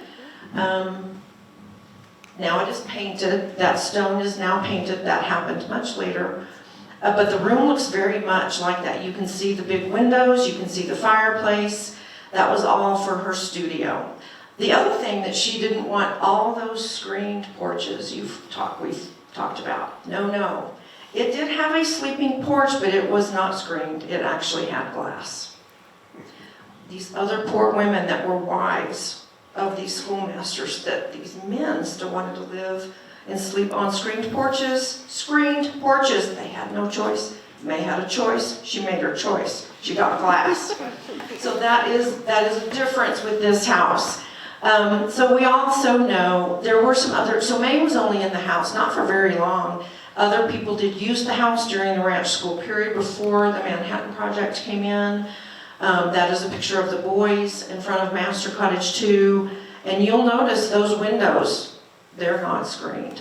That was her sleeping area, and that is where the glass was.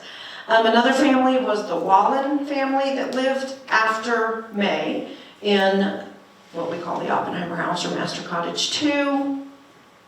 And that is sort of what happened with that house. Schoolmasters, those rotating doors of different people living in different houses, depending upon the sizes of their families and different needs. And that happened in that house during the ranch school period as well. Then along comes the Manhattan Project, T111.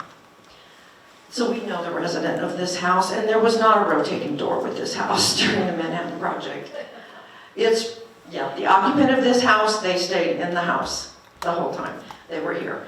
And that was, of course, the Oppenheimers. And they did choose this house somewhat due to the fact that it did have that larger living room with the big windows, because Kitty did struggle with moodiness and depression, and she liked that natural light that room provided, and that is one of the reasons they chose it.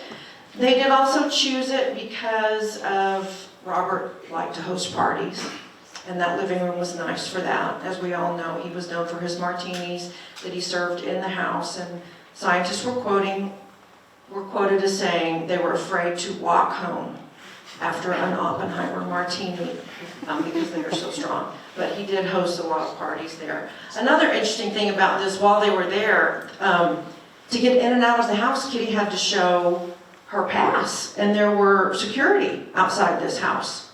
Well, you can imagine that did not fly with her. She did not like that at all. So throughout time, she got so irritated with it that she started using that security as a babysitter for Peter. That put an end to that. She no longer had to show it, and the security was gone. So that is who lived in it during the project. After the project was over, the Jettys, Eleanor and Eric Jetty, moved into the house after the Oppenheimers left, because the Oppenheimers did leave Los Alamos. The Jettys lived in the house, and at that time they did do some renovations to the home. They added another bedroom, a different bathroom than was the original of the bathtub row houses that was in there. It's now kind of a big walk-in closet area. And they did build this is complicated, the whole kitchen situation. And we've looked at a lot of blueprints. We've tried to get as many, especially now, because of doing the renovations. We're looking at a lot of blueprints and a lot of records to try to determine exactly the timeline of when things, and I'm probably going to get some of this wrong, so y'all are going to have to correct me on the whole kitchen thing, because it's complicated. What was the original footprint? When did that kitchen really come into being? It's not as straightforward as we once thought it was.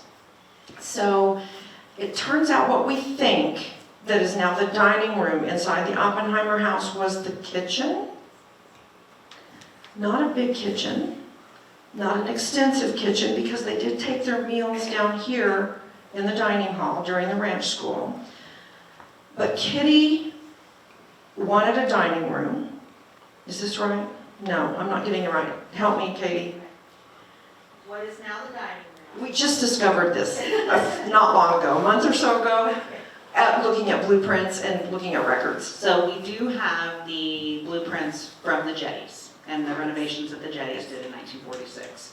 And it appears that what is now the dining room, for May, it was a dining and eating area. It was not a kitchen. She was not cooking, we don't think. She had a little hot plate. She had like That a was little, kind of it was a little, and so when Kitty came in, the story is true that Kitty came in and was just like, I need a kitchen, this is insane, of course I need a kitchen. And so we have records, there are records in the National Archives of the Army renovating that dining room into a kitchen for Kitty. So the now existing kitchen was brand new for the Jettys. Jettys, okay. Yes, yes. See, it's very confusing. And we're still researching this. We're not done researching all of this, as you can imagine, as we are looking at the renovations and then interpreting the house as part of the museum. We want to get this right. So we're still in the process. They're gonna actually make a trip, our archives team, to the National Archives and some other places to continue to do research on the Oppenheimer house specifically, so that we can get as accurate as we can on what the information is on the story of the house. So then the Sudans eventually came in, and they lived in the house but didn't own it. But then while they were living in the house, it was available to sell. They bought the house. They lived in the house. I'm gonna let Todd talk about the sedans, until 2020. And that is when the Historical Society acquired it, so I'm gonna let you talk about that. Sure, thank you. I do want to say though, give a shout out real quick to everybody who came before this staff of the Historical Society. We cannot be doing the great work we're doing now without all of you, so don't forget that. It's sort of, we've come along and picked up a huge job that some other folks started for us. John Romner, I'm going to call you out just for a second, has been a great guide of mine throughout the society here.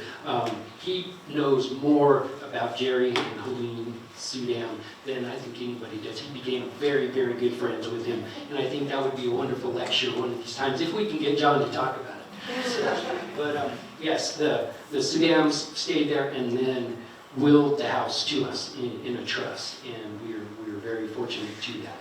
About that. I'm going to talk a little bit about the construction that, of course, everybody wants to know about. So if you can go back one, where what do I want to say, May Connell's, right here, yes. So these boards here, these were the original oak flooring. We did go through and date them and found that the oak flooring throughout the house was all the original. We weren't sure at first if it was, but it was all the original oak flooring that was built in 1929 in the house. It is unfortunately completely unusable.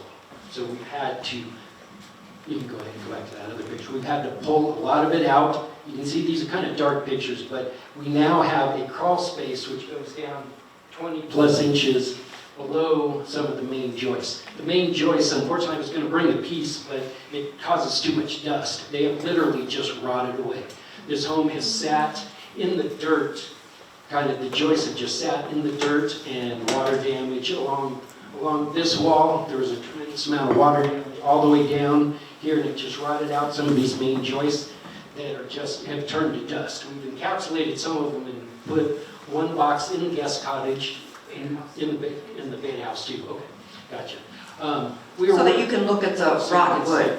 Yeah, I mean, it's horrible. It really is. We tried and tried as we were pulling out these floors. One thing that is super fun about this that I wanted to mention is you've heard some of the wonderful new things we've been uncovering in archives throughout all of this.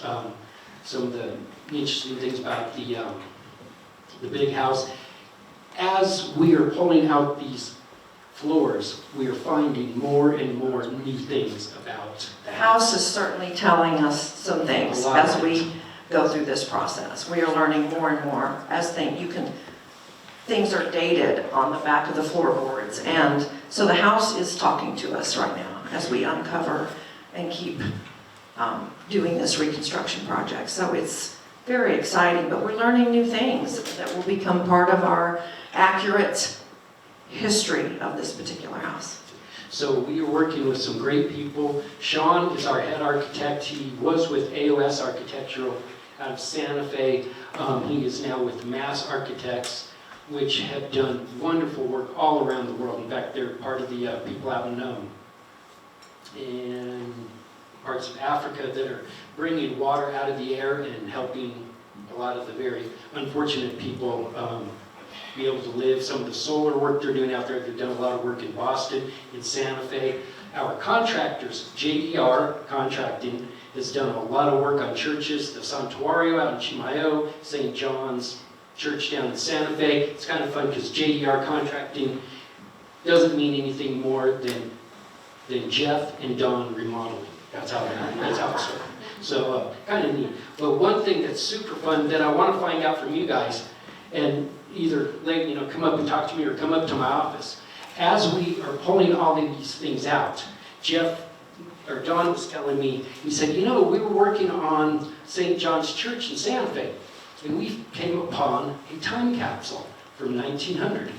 It was actually in a big brass kind of carrier. It had some original dollar bills from that time, some other photographs, some other really interesting things. And he's been on me like, Todd, where are we going to put the time capsule? Where are we going to put the Oppenheimer time capsule? we might do it. might do it. We might do it. Because I remember, if you guys remember when you were in elementary school, probably all of us did a time capsule in elementary school.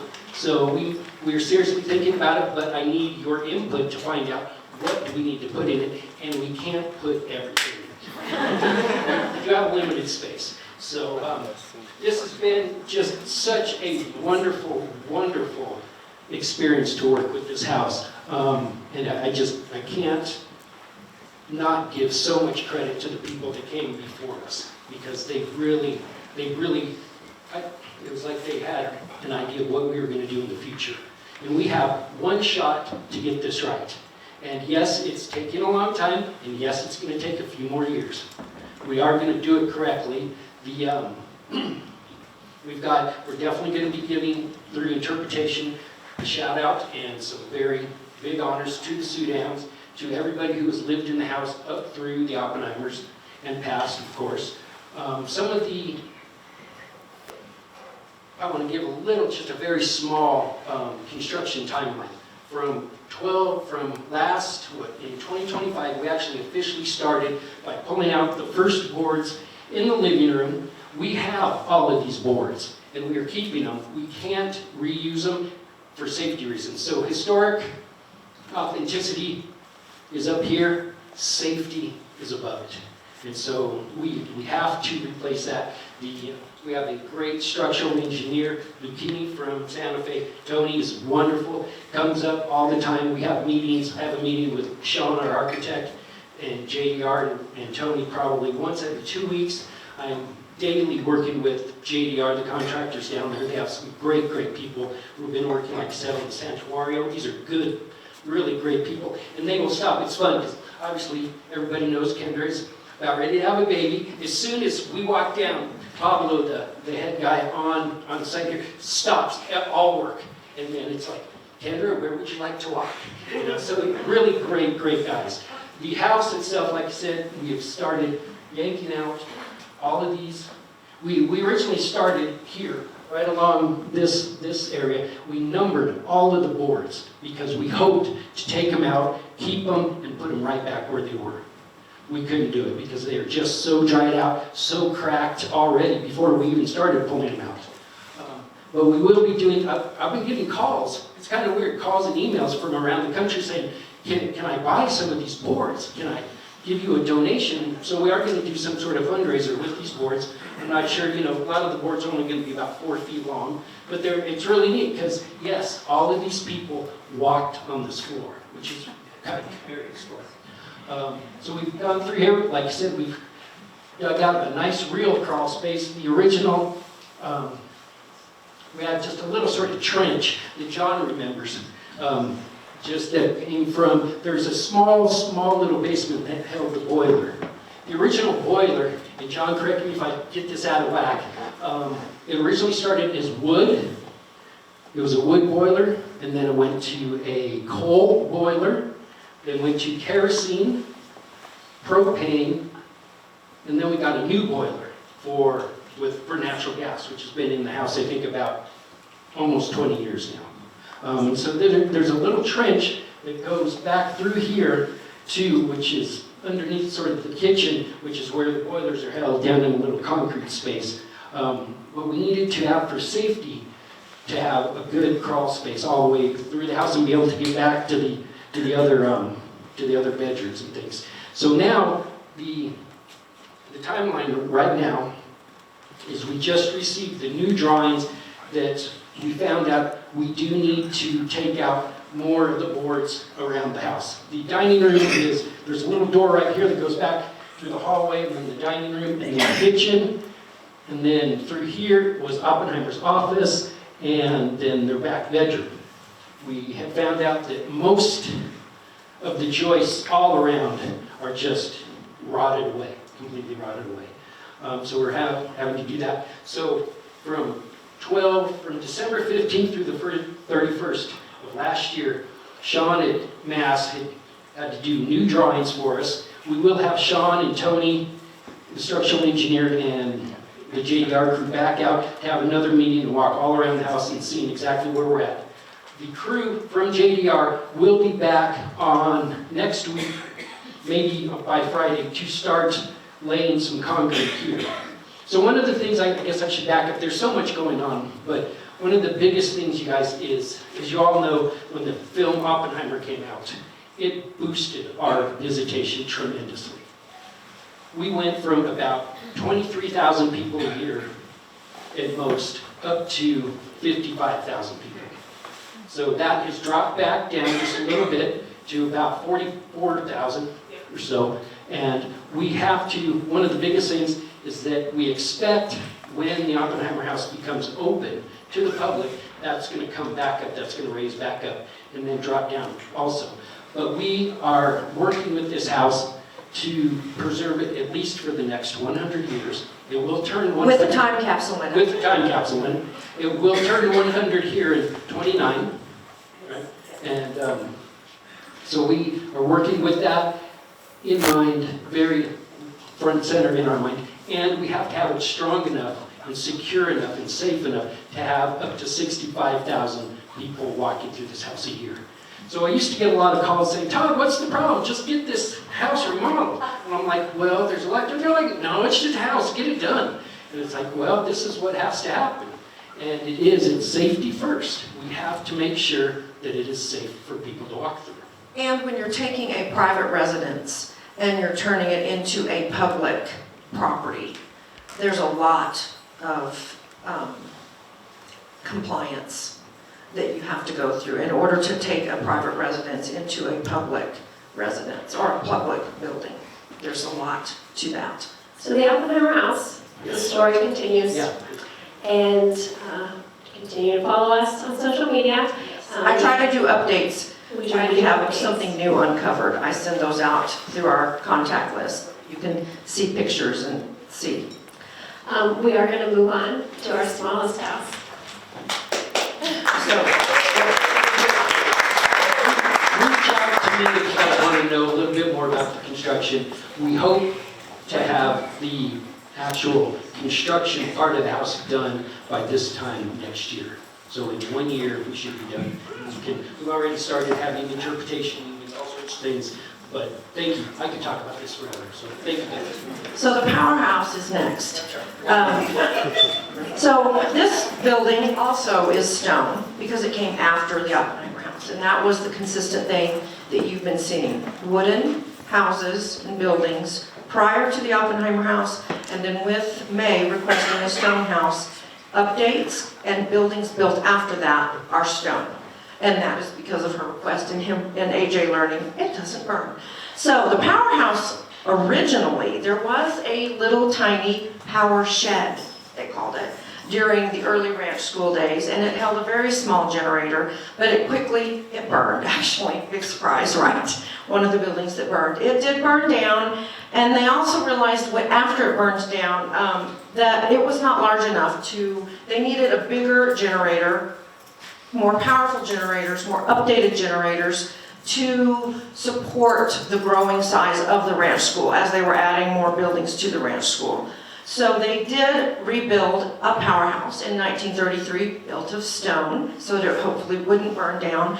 And it contained the noise of the generators.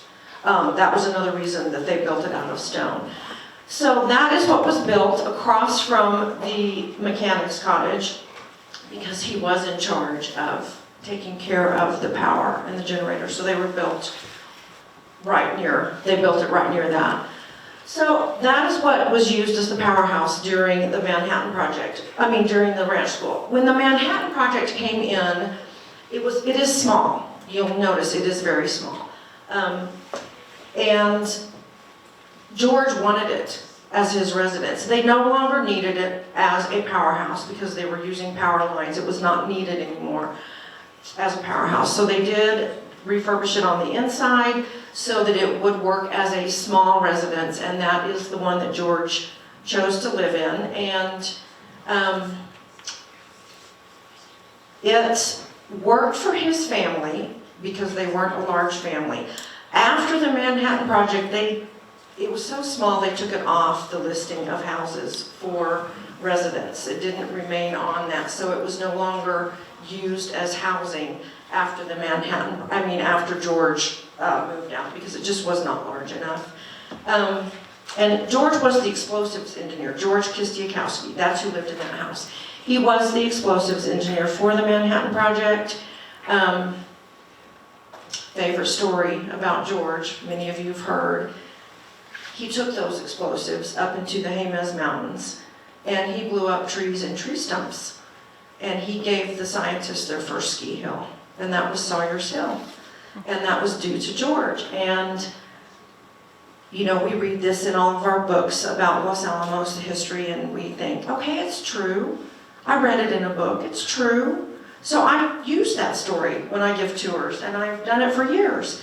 And I was giving a tour a couple of years ago, and I told my story about George blowing up the trees and tree stumps. And I had a couple on my tour, and they said, well, we're neighbors. They were from Massachusetts, to the Kistakowskis, and his wife Elaine is still alive. I'm thinking, oh no, oh no. She was his second wife, and she was a bit younger than him, and yes, that gentleman called her on his cell phone on my tour, and he asked her, did George really blow up trees and tree stumps to create a ski hill for the scientists? Thank God. She said, yes, this is a quote, it was one of his most treasured contributions. Was that ski hill. Not his explosives necessarily, those were important too, even though they did create the ski hill. So yes, after the Manhattan Project, it became the Red Cross building. And it remained that, let me get the dates here, I have that on here. The Red Cross used it from the early 1950s, early 50s, to 1999. They used that building. Then the county moved in after 99, and they used it for several different departments that they had. But then the Red Cross actually came back into the building in 2007. And they used it again all the way until 2019, recently, when the Extension Office, it became the Los Alamos County Extension Office, which also goes back to our homesteaders. The Extension Office. So one of our homesteaders that the ranch school property was built on was Harold Brook. And he did stay up here and try to homestead. He tried to have a bean enterprise, make enough money selling his beans that he had a profit. Didn't go well for him. And then we know who bought his homestead. It was Ashley Pond, and that's what the ranch school became. Well, Harold Brook moved to Las Cruces, and he became our state's first extension agent, our homesteader. So that now is our extension office in a ranch school building. And I'm sure plenty of you took Red Cross training for ski patrol right in that building many times, just like I did. Thank you, guys. All right, thank you.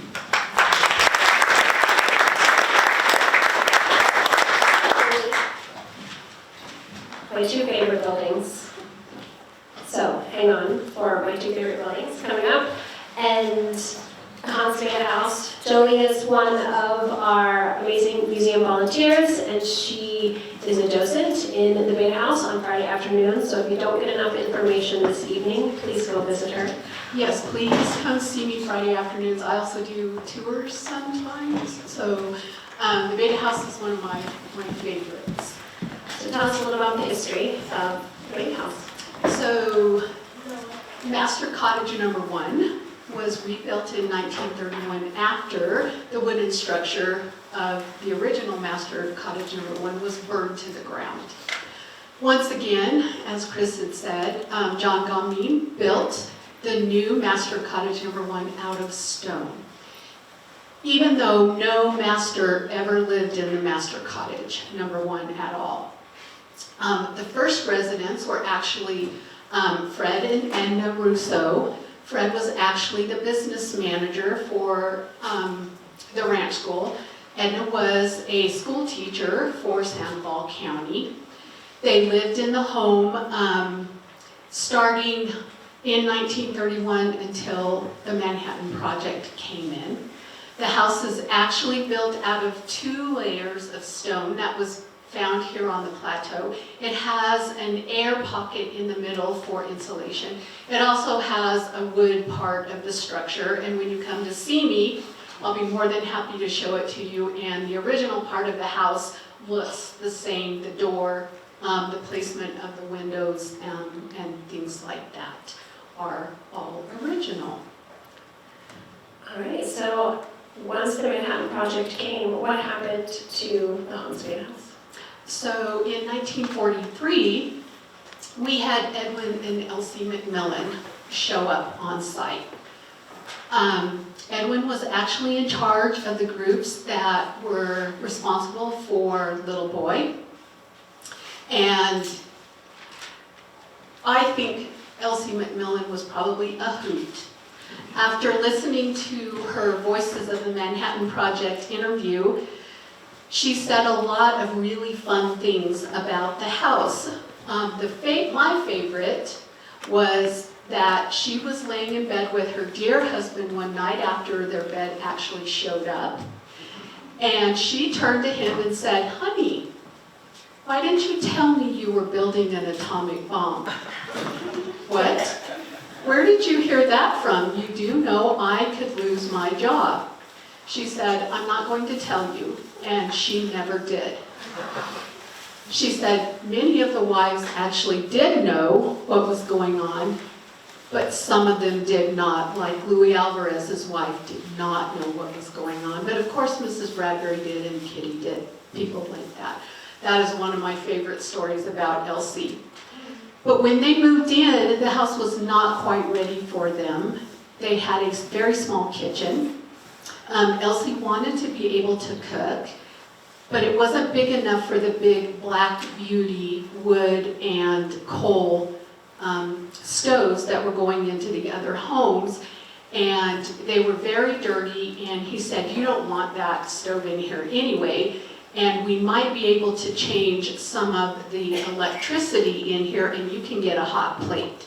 And she said, "I'll just cook over the fireplace. You know, it's going to be a little bit difficult to make the baby's formula. It is hard to get water to boil at 7,300 feet. So Elsie, I think, had a great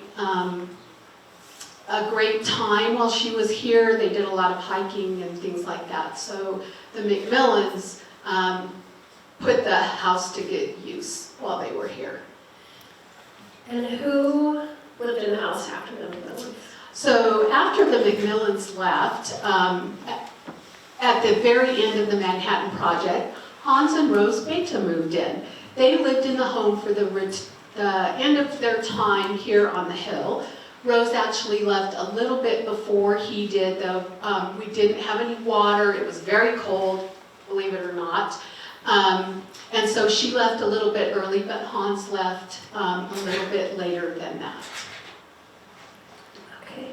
And what other residents enjoyed the Hansgreen house? So after Hans and Rose left, you can see the beautiful porch here.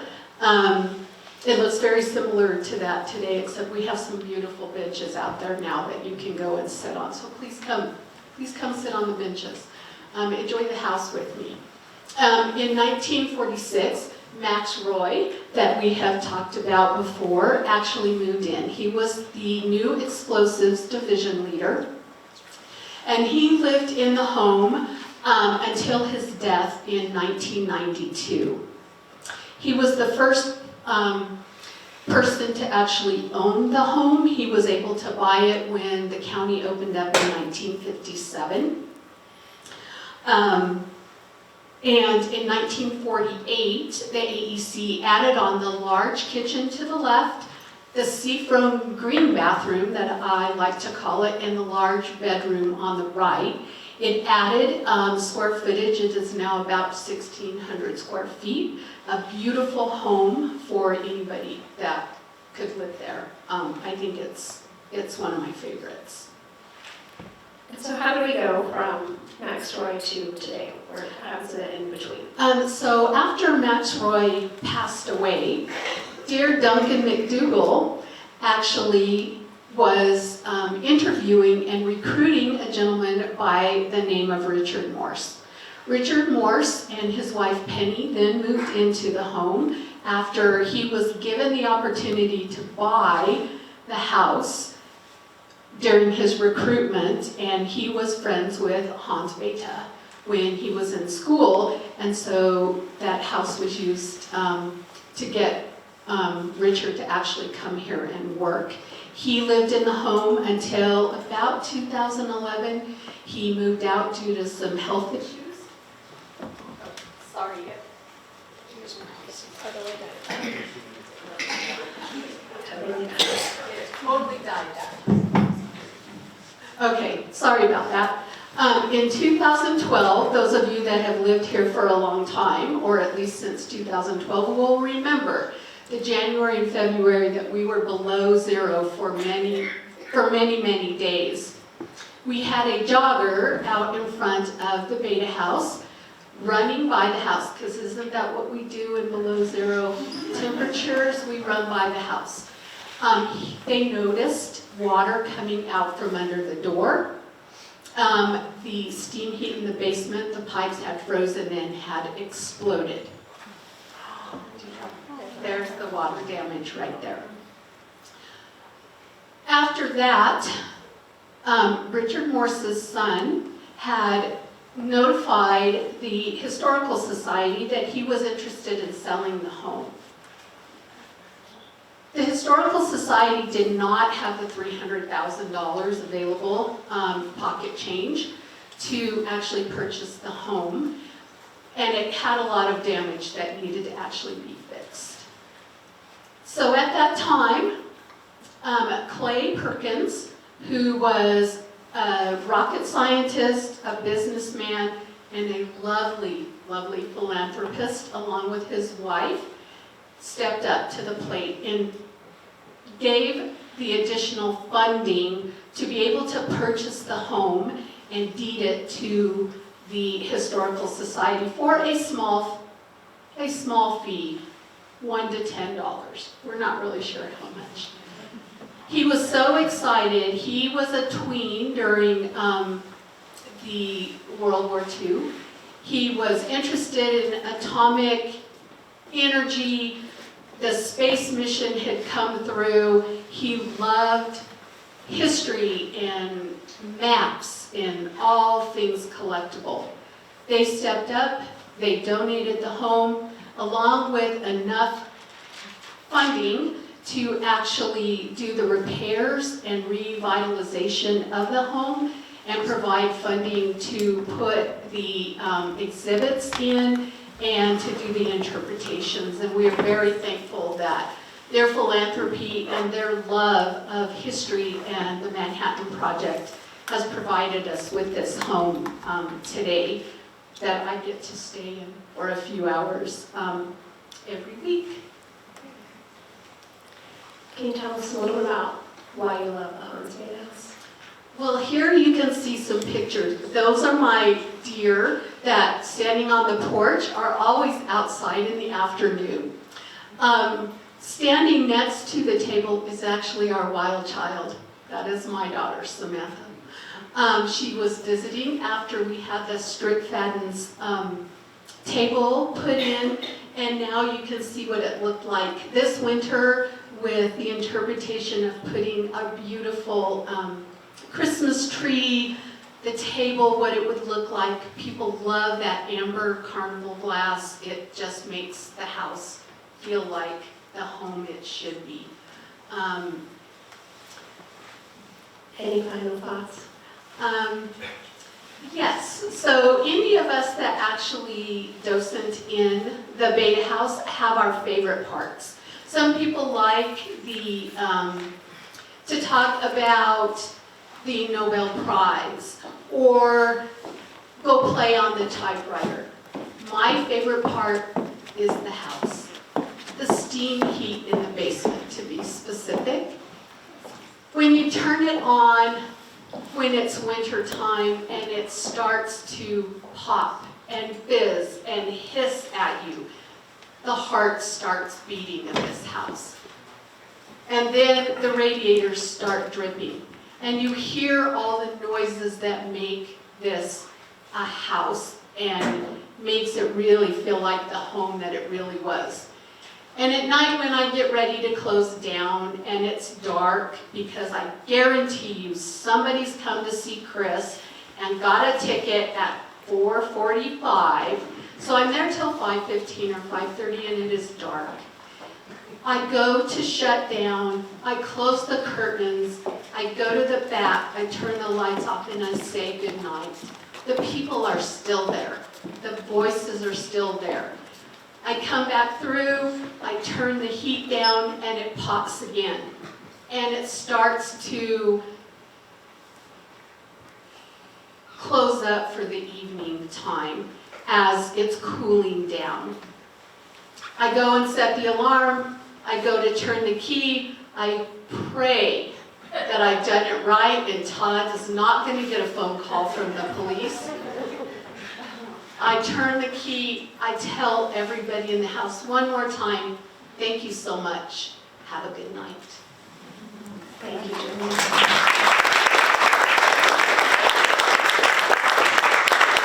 If you are envisioning Bathtub Row, in your head you know that we have one final house, and I am excited to have the privilege to talk about it. It's actually not it is a house now. It didn't start out as a house. The Arts and Crafts Building. The Arts and Crafts Building is located between Spruce Cottage and the Hans Beta House. And the Arts and Crafts Building was another one of A.J. Connell's dreams for the school. He wanted a carpentry shop for the boys to be able to build with their hands as part of the school curriculum. When he sought funding, because he didn't have it at the time, he found it from Carolyn Bowen Poole. She was the mother of John Poole Jr. He was a student at the ranch school. And Carolyn wanted to give the money in memory of her father, William Bowen. Yes, it was that Bowen family, but William Bowen was actually a lumberman from Detroit, and her brother is the one who went into aircraft building. So Carolyn and her husband agreed to fund this building, but they had thoughts. They wanted the money spent a certain way, including a larger structure than what A.J. Connell had originally planned for. So Connell, he gets his favorite, John Gombe, again for the Arts and Crafts Building, and with a little bit of back and forth with the Poole family and a couple of tries, Means plans are finally approved. Even after he had to shave off about $1,000 of things he had included, because very firmly the set price was $15,000 from the Poole family. In May of 1932, a contract for construction was placed and the building was completed in August of 1932. Very quick turnaround in time for the new school year. Carolyn never saw the building completed. She actually died during the planning, but she had already written an inscription that was placed above the fireplace. To the boys of the Los Alamos Ranch School, this shop is given and dedicated to the memory of William Bowen by his daughter, Carolyn Bowen Poole. So this picture was taken in 1973. That inscription is still there today, and we have a note that says A.J. Connell paid $100 for that inscription to be made and put above the fireplace. So I'm switching roles here. I'm being the questioner now instead of talking about a house. So what purpose did the building have during the ranch school at Homestead Era? So during the ranch school, it did become a carpentry shop, but because the Pooles wanted it to be bigger, it actually became a lot of other things. One of the wings housed a science lab for physics, and another wing included classrooms where music, painting, and regular classes took place. And there was even a space for a photo lab.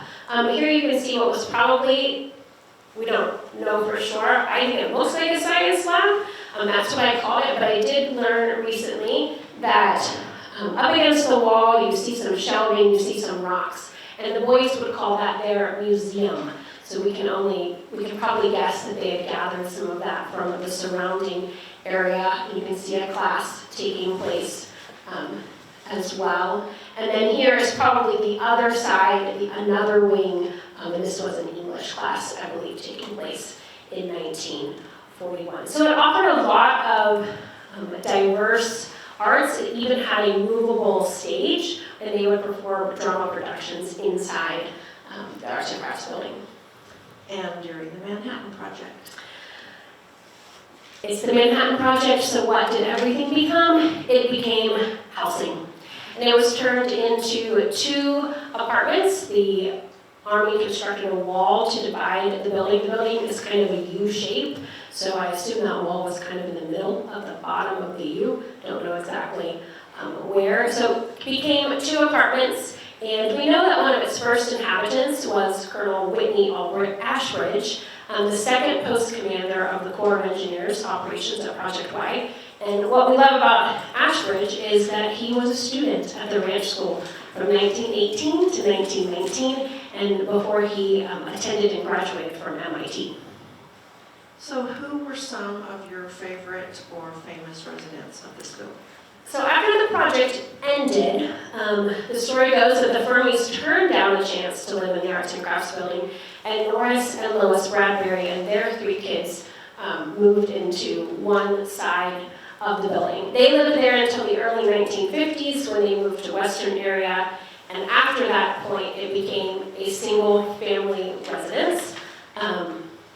In the 1960s, Raymond Schreiber and his family moved in, and he purchased it in 1966 from the Atomic Energy Commission. It's continued to be a private-owned home since that time, and it's been owned by a variety of families. So what is one of your favorite parts of this building? I love that we still call it the Arts and Crafts Building. It still holds a sign bearing that name, the family that owns it now. This sign, this is how it looks. This was a couple weeks ago, I think I took this picture. It just signifies to me the well-rounded education that the boys of the ranch school received, as well as the importance of the arts up here in Los Alamos that has been there for many years. This is one of my favorite pictures. Again, darker than I wish it was, but you can see this is, again, probably that middle space where the carpentry shop took place. You can see the boys, many of them are working on sailboats or other small projects at this large space. I love the lighting hanging from the ceiling and just the diligence of the boys working on their sailboats. That is our last building. That is our last building. Thank you all. I know this was a little longer than some of our lectures, but I hope you have a lovely picture of Bathtub Row and some of our other historic buildings. I have asked our presenters to stay for a few minutes. If you have a question, come on up and ask. Thank you again. Have a wonderful evening, and we will see you in February.